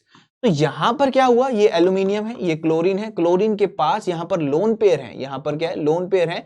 वो लोन पेयर दान हो रहे हैं, मतलब कि इस तरीके का यहां पर बॉन्ड दिखाया जाता है। एल्यूमिनियम, यहां पर क्लोरीन, यहां पर क्लोरीन, और यहां पर इसके पास भी क्या है? क्लोरीन है। और फिर इस तरीके से, मतलब ये डेटिव बॉन्ड आपको दिखाया जा रहा है, कोऑर्डिनेट बॉन्ड जैसे को हम कहते हैं कि लोन पेयर उसको डोनेट कर रहा है। और यहां पर क्लोरीन, यहां पर क्लोरीन, ठीक है। अब अगर आपसे यहां पर पूछ रहा है कि 3 सेंटर 2 इलेक्ट्रॉन बॉन्ड कितना है, तो एक भी नहीं है, एक भी नहीं है। क्योंकि ये जो 2 बॉन्ड है, ये वाला जो ब्रिज बॉन्ड है बच्चे, वो क्या है? वो 3 सेंटर 4 इलेक्ट्रॉन बॉन्ड है। यानी कि अगर आपसे कोई कह रहा है कि 3 सेंटर 4 इलेक्ट्रॉन बॉन्ड कितने हैं, वो 2 हैं। आपसे कोई कह रहा है कि 2 सेंटर और 2 इलेक्ट्रॉन बॉन्ड कितने हैं, तो बच्चे वो कितने हैं? 2 सेंटर और 2 इलेक्ट्रॉन बॉन्ड हमारे पास कितने हैं बच्चे? 4 हैं। बोलो हाँ या ना? क्लियर है यहां तक? अब एक छोटी सी बात और, इसकी हाइब्रिडाइजेशन क्या होगी भाई? क्लोरीन की। देखो, क्लोरीन के पास 3 लोन पेयर होते हैं। एक मान लो इसने इसको दे भी दिया, तो अब इसके पास बचे कितने? 2 लोन पेयर। तो यहां पर 1 2 3 और 4, इस क्लोरीन के अराउंड स्टेरिक नंबर कितना आया? 4 आया। तो इसकी हाइब्रिडाइजेशन भी बच्चे sp3, इसकी भी sp3 और इसकी भी sp3। तो आपके पास sp3 sp3 और sp3 हाइब्रिडाइजेशन बच्चे बताई जाती है। ये छोटा सा पॉइंट यहां पर ध्यान रखना। और यहां पर दोनों ही एल्यूमिनियम के ऑक्टेट पूरे माने जाते हैं, क्योंकि ये लोन पेयर के थ्रू यहां पर डोनेट किए जाता है। तो ये 3 सेंटर 2 इलेक्ट्रॉन बॉन्ड तो हमें प्लीज ध्यान रखनी है, ये बहुत इंपॉर्टेंट बातें हैं, ये बारीक बारीक बातें क्वेश्चन बन सकते हैं। 2 सेंटर 2 इलेक्ट्रॉन पता लग गया ना, ये वाले जो साइड में है उनके बारे में बात हो रही है। तो इसमें अब एक नेक्स्ट देखते हैं, अगर हमारे पास ये आ जाए है ना AlClCH3 Al2, अगर हमारे पास ये आ जाए Al2CH3 6, ठीक है, तो आप क्या करोगे भाई, किस तरीके से करेंगे? यहां पर लिखते हैं ये एल्यूमिनियम हो गया, ये CH3 हो गया। अब यहां पर देखो इसके पास भी कोई लोन पेयर नहीं है, तो सेम वही 3 सेंटर 2 इलेक्ट्रॉन बॉन्ड ही बच्चे आपको बनाना होगा। तो यहां पर पर्टिकुलरली इस तरीके से आप दिखाओगे। वैसे तो ये कंप्लीट नहीं दिखाया जाता, मगर जब हम इसको शो करने जाते हैं, एक ब्रिज बनाने जाते हैं, तो हम पूरा दिखा देते हैं, ठीक है, पूरा इस तरीके से दिखा देते हैं। मगर आप समझना, या तो ये इस बॉन्ड के साथ कंप्लीटली होगा या फिर ये इसकी इलेक्ट्रॉन डेंसिटी इसकी तरफ जाएगी। ये इस तरीके से ब्रिज बॉन्ड करते हैं शो। क्लियर है भाई? तो यहां पर आपका क्या बनेगा? अगर आपसे कोई कह रहा है कि 3 सेंटर 4 इलेक्ट्रॉन बॉन्ड, क्या यहां पर है 1 2 3, 3 सेंटर है, क्या 4 इलेक्ट्रॉन है यहां पर? नहीं बच्चे, यहां पर भी हम कहेंगे कि 2 ही इलेक्ट्रॉन सिस्टम है, 3 सेंटर 2 इलेक्ट्रॉन सिस्टम। या तो दोनों एक साथ दिखा दो या एक एक इस तरफ, मगर आप क्या दिखाओगे? आप 3 सेंटर 2 इलेक्ट्रॉन बॉन्ड कितना दिखाओगे? 2 दिखाओगे। बच्चे अगर कोई आपसे 2 सेंटर 2 इलेक्ट्रॉन बॉन्ड यहां पर पूछ रहा है, तो आप कितना दिखाओगे? यहां पर 1 2 3 और 4, बस इतने ही? नहीं ना, आप यहां पर ये CH3 के साथ जितने बॉन्ड बने हुए हैं, कार्बन के साथ ये जो हाइड्रोजन है, ये भी तो 2 सेंटर 2 इलेक्ट्रॉन बॉन्ड ही है बच्चा। यानी कि 3 ये रहे, 3 ये रहे, 3 ये रहे, 3 ये रहे, 3 ये रहे और 3 ये रहे, तो टोटल 6 या 18 तो यही हो गए। 19 20 21 और 22, 3 सेंटर 2 इलेक्ट्रॉन बॉन्ड बच्चे कितने आएंगे? सॉरी, 2 सेंटर 2 इलेक्ट्रॉन बॉन्ड कितने आएंगे भाई? 22 हमारे पास बच्चे आ जाएंगे। बोलो हाँ या ना? तो ये छोटी छोटी बातें यहां पर ध्यान रखनी है। हाइब्रिडाइजेशन इसकी sp3 ही बताई जाएगी, क्योंकि ये 5 बॉन्ड कंप्लीटली बनाता ही नहीं है, या तो इसके साथ होगा परमानेंट या फिर इसके साथ होगा। तो sp3 और sp3 ही बनाई जाएगी। ये 3 सेंटर 2 इलेक्ट्रॉन बॉन्ड को हम बनाना बॉन्ड नहीं बोलते, हम बनाना बॉन्ड बोलते हैं उन 3 सेंटर 2 इलेक्ट्रॉन बॉन्ड को जिसमें हाइब्रिडाइजेशन sp3s हो, जैसे कि डाइबोरेन सिस्टम। बोलो हाँ या ना? तो ये तो क्वेश्चन बन सकता है, बिल्कुल बन सकता है। एक और मैं आपसे क्वेश्चन पूछता हूं। अब हम क्या करेंगे बच्चे, थोड़ा सा मिसलेनियस है ना, ये बच्चे ध्यान ही रख लेना। मिसलेनियस थोड़ा सा मैं स्ट्रक्चर आपको दे रहा हूं, जो मैं उम्मीद करता हूं बस आप एग्जाम में जाने से पहले एक बार बच्चे पढ़कर चले जाएंगे। जैसे कि बच्चा एक ये स्ट्रक्चर, एल्यूमिनियम BH4 के साथ कितना? थ्राइस। अब ये कैसे होता है आइए समझते हैं। यहां पर इसका स्ट्रक्चर जो होता है वो ध्यान रखना, एक BH4 एल्यूमिनियम के साथ 2 कोऑर्डिनेशन नंबर ऐड कर रहा होता है। यानी कि ये हाइड्रोजन, ये बोरोन, और ये इस तरीके से यहां पर हाइड्रोजन, ठीक है, ये हाइड्रोजन, ये बोरोन, यहां पर बोरोन, यहां हाइड्रोजन, ठीक है बच्चे, यहां पर हाइड्रोजन, ये बोरोन, ये हाइड्रोजन, इधर हाइड्रोजन और ये रहा हाइड्रोजन। क्लियर है? ये पूरा कंप्लीट स्ट्रक्चर होता है। सर कैसे ध्यान रखेंगे? रख लेना ना, ये छोटी सी बात, क्योंकि एग्जाम में आया हुआ है ऐसा मिलता जुलता, तो दोबारा भी आएगा, है ना, दोबारा भी आएगा। इसमें एल्यूमिनियम के अराउंड अगर कोऑर्डिनेशन नंबर पूछें, कोऑर्डिनेशन नंबर ऑफ एल्यूमिनियम ये पूछा गया है भाई एग्जाम में, IIT जैम में, कितना होगा? 1 2 3 4 5 6 है कोऑर्डिनेशन नंबर। बच्चे ध्यान रखना कितना है भाई? 6 कोऑर्डिनेशन नंबर है। हाइब्रिडाइजेशन अगर कोई कह रहा है तो इसकी sp3d2 ही बताई जाएगी। क्लियर है भाई? sp3d2 हम इसकी बताएंगे हाइब्रिडाइजेशन। अब 3 सेंटर 2 इलेक्ट्रॉन बॉन्ड कोई है यहां पर? 1 2 3, ठीक है, ये वाला जो बॉन्ड है पर्टिकुलरली ये जो बॉन्ड है 3 सेंटर 2 इलेक्ट्रॉन है, तो 1 2 3 4 5 6, तो कितने बॉन्ड आए भाई? 6 बॉन्ड आ गए 3 सेंटर 2 इलेक्ट्रॉन बॉन्ड। और यहां पर 2 सेंटर 2 इलेक्ट्रॉन बॉन्ड अगर हमारे पास आएंगे तो वो कितना होगा? 1 2 3 4 5 6, ये भी कितने होंगे? ये हमारे पास कितने हो जाएंगे? 6 हमारे पास 2 सेंटर 2 इलेक्ट्रॉन बॉन्ड हो जाएंगे। तो टोटल ये एक चीज है जो आपको बच्चे ध्यान रखनी है, छोटी सी पॉइंट आपको ध्यान रखनी है। ध्यान रखना इस पूरे में अगर कोई आपसे कह रहा है कि बोरॉन और एल्यूमिनियम का बॉन्ड कितना है, तो भैया वो 0 है। ये बात तो आपको याद रखनी पड़ेगी, समझनी पड़ेगी। क्लियर है? अब इसके साथ साथ जब ये समझ रहे हो तो मेरी बात मानोगे, एक छोटी सी पॉइंट और भी समझ लाना। जैसे कि अगर कोई आपसे कह रहा है HgBH4 का थ्राइस, है ना, ये अगर आपको कह रहे हैं, या इसमें यहां पर 4 ले लो तो क्योंकि ये बड़े होते हैं Hg, ये दो स्ट्रक्चर मैं आपको और बताना चाहता हूं, BH4 और जिरकोनियम BH4 का 4। यहां पर ध्यान रखना एक Hg के अराउंड एक BH4 जो है बच्चे वो 3 कोऑर्डिनेशन नंबर ऐड कर रहा होता है। मतलब कि एक BH4 हमें, जैसे वहां पर 2 सेंटर 2 इलेक्ट्रॉन बॉन्ड 2 मिल रहे, 3 सेंटर 2 इलेक्ट्रॉन बॉन्ड कितने मिल रहे थे? यहां पर ये 2 मिल रहे थे, है ना, मगर यहां पर कितने मिलेंगे? यहां पर। अब घबराना नहीं है ना, पूरा लेक्चर हमने कॉन्सेप्ट से ही पढ़ा है, आखिरी में बस ये छोटी सी चीज दी है। अब इसी पे ही मत रह जाना कि main group is very bad, है ना, आप भी बहुत बैड हो सर, ये क्या बता दिया आपने, हमें फिर याद करना पड़ रहा है। आपके भले के लिए ही है। जब AlBH4 वाला आ गया है तो ये भी कभी ना कभी आ सकता है, तो एक बार देख लो। इस तरीके से इसकी रहता है सिस्टम। आइए बात कर लेते हैं एक बारी बच्चे। यहाँ पर हाइड्रोजन, यहाँ पर हाइड्रोजन, यहाँ पर हाइड्रोजन, ठीक है, ये बोरोन। इस तरीके से यहाँ पर हाइड्रोजन, यहाँ पर हाइड्रोजन, यहाँ पर हाइड्रोजन, यहाँ पर हाइड्रोजन, ये बोरोन और इधर हाइड्रोजन। क्लियर है भाई? और ऐसे ही यहाँ पर हाइड्रोजन, हाइड्रोजन, हाइड्रोजन, बोरोन और फिर एक हाइड्रोजन, ठीक है, और इधर भी इस तरीके से ही हाइड्रोजन, हाइड्रोजन, हाइड्रोजन, बोरोन इधर और एक हाइड्रोजन। 3 सेंटर 2 इलेक्ट्रॉन बॉन्ड कितने हैं? 3 सेंटर 2। डरावना हो गया क्या? अरे नहीं ना, डरावना नहीं हुआ। 3 सेंटर 2 इलेक्ट्रॉन बॉन्ड कितने हैं बच्चे? 1 2 3, 3 यहां से, 3 यहां से, 3 यहां से, 3 यहां से, 12 बॉन्ड है, ठीक है। 2 सेंटर 2 इलेक्ट्रॉन बॉन्ड क्या कोई है यहां पर? 2 सेंटर 2 इलेक्ट्रॉन मतलब ये वाला बॉन्ड बच्चे क्या है? 2 सेंटर 2 इलेक्ट्रॉन बॉन्ड, मतलब कि 1 और 2, 2 सेंटर और इस बॉन्ड में 2 ही इलेक्ट्रॉन है, तो 2 सेंटर 2 इलेक्ट्रॉन बॉन्ड।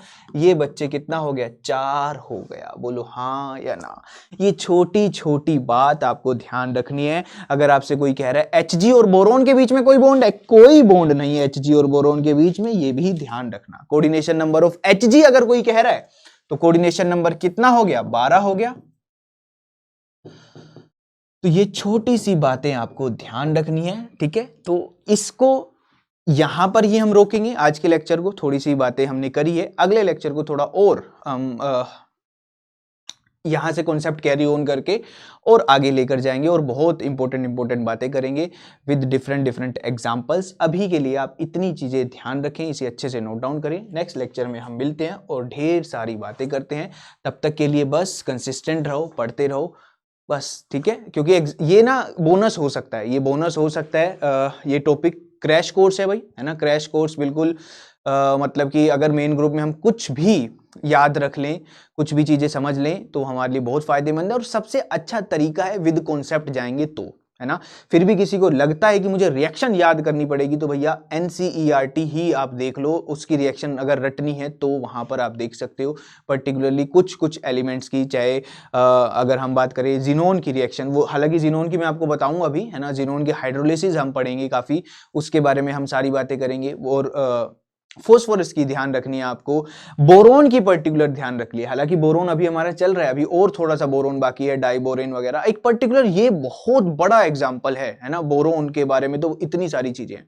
ऐसे ही बनते बनते हमारे बहुत सारे कॉन्सेप्ट बनेंगे जिसे हम आराम से समझेंगे।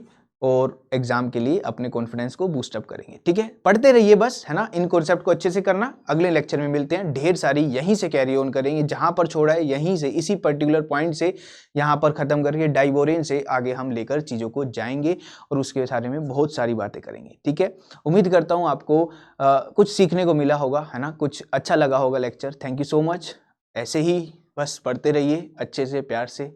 ध्यान रखिए अपना। Take care, bye.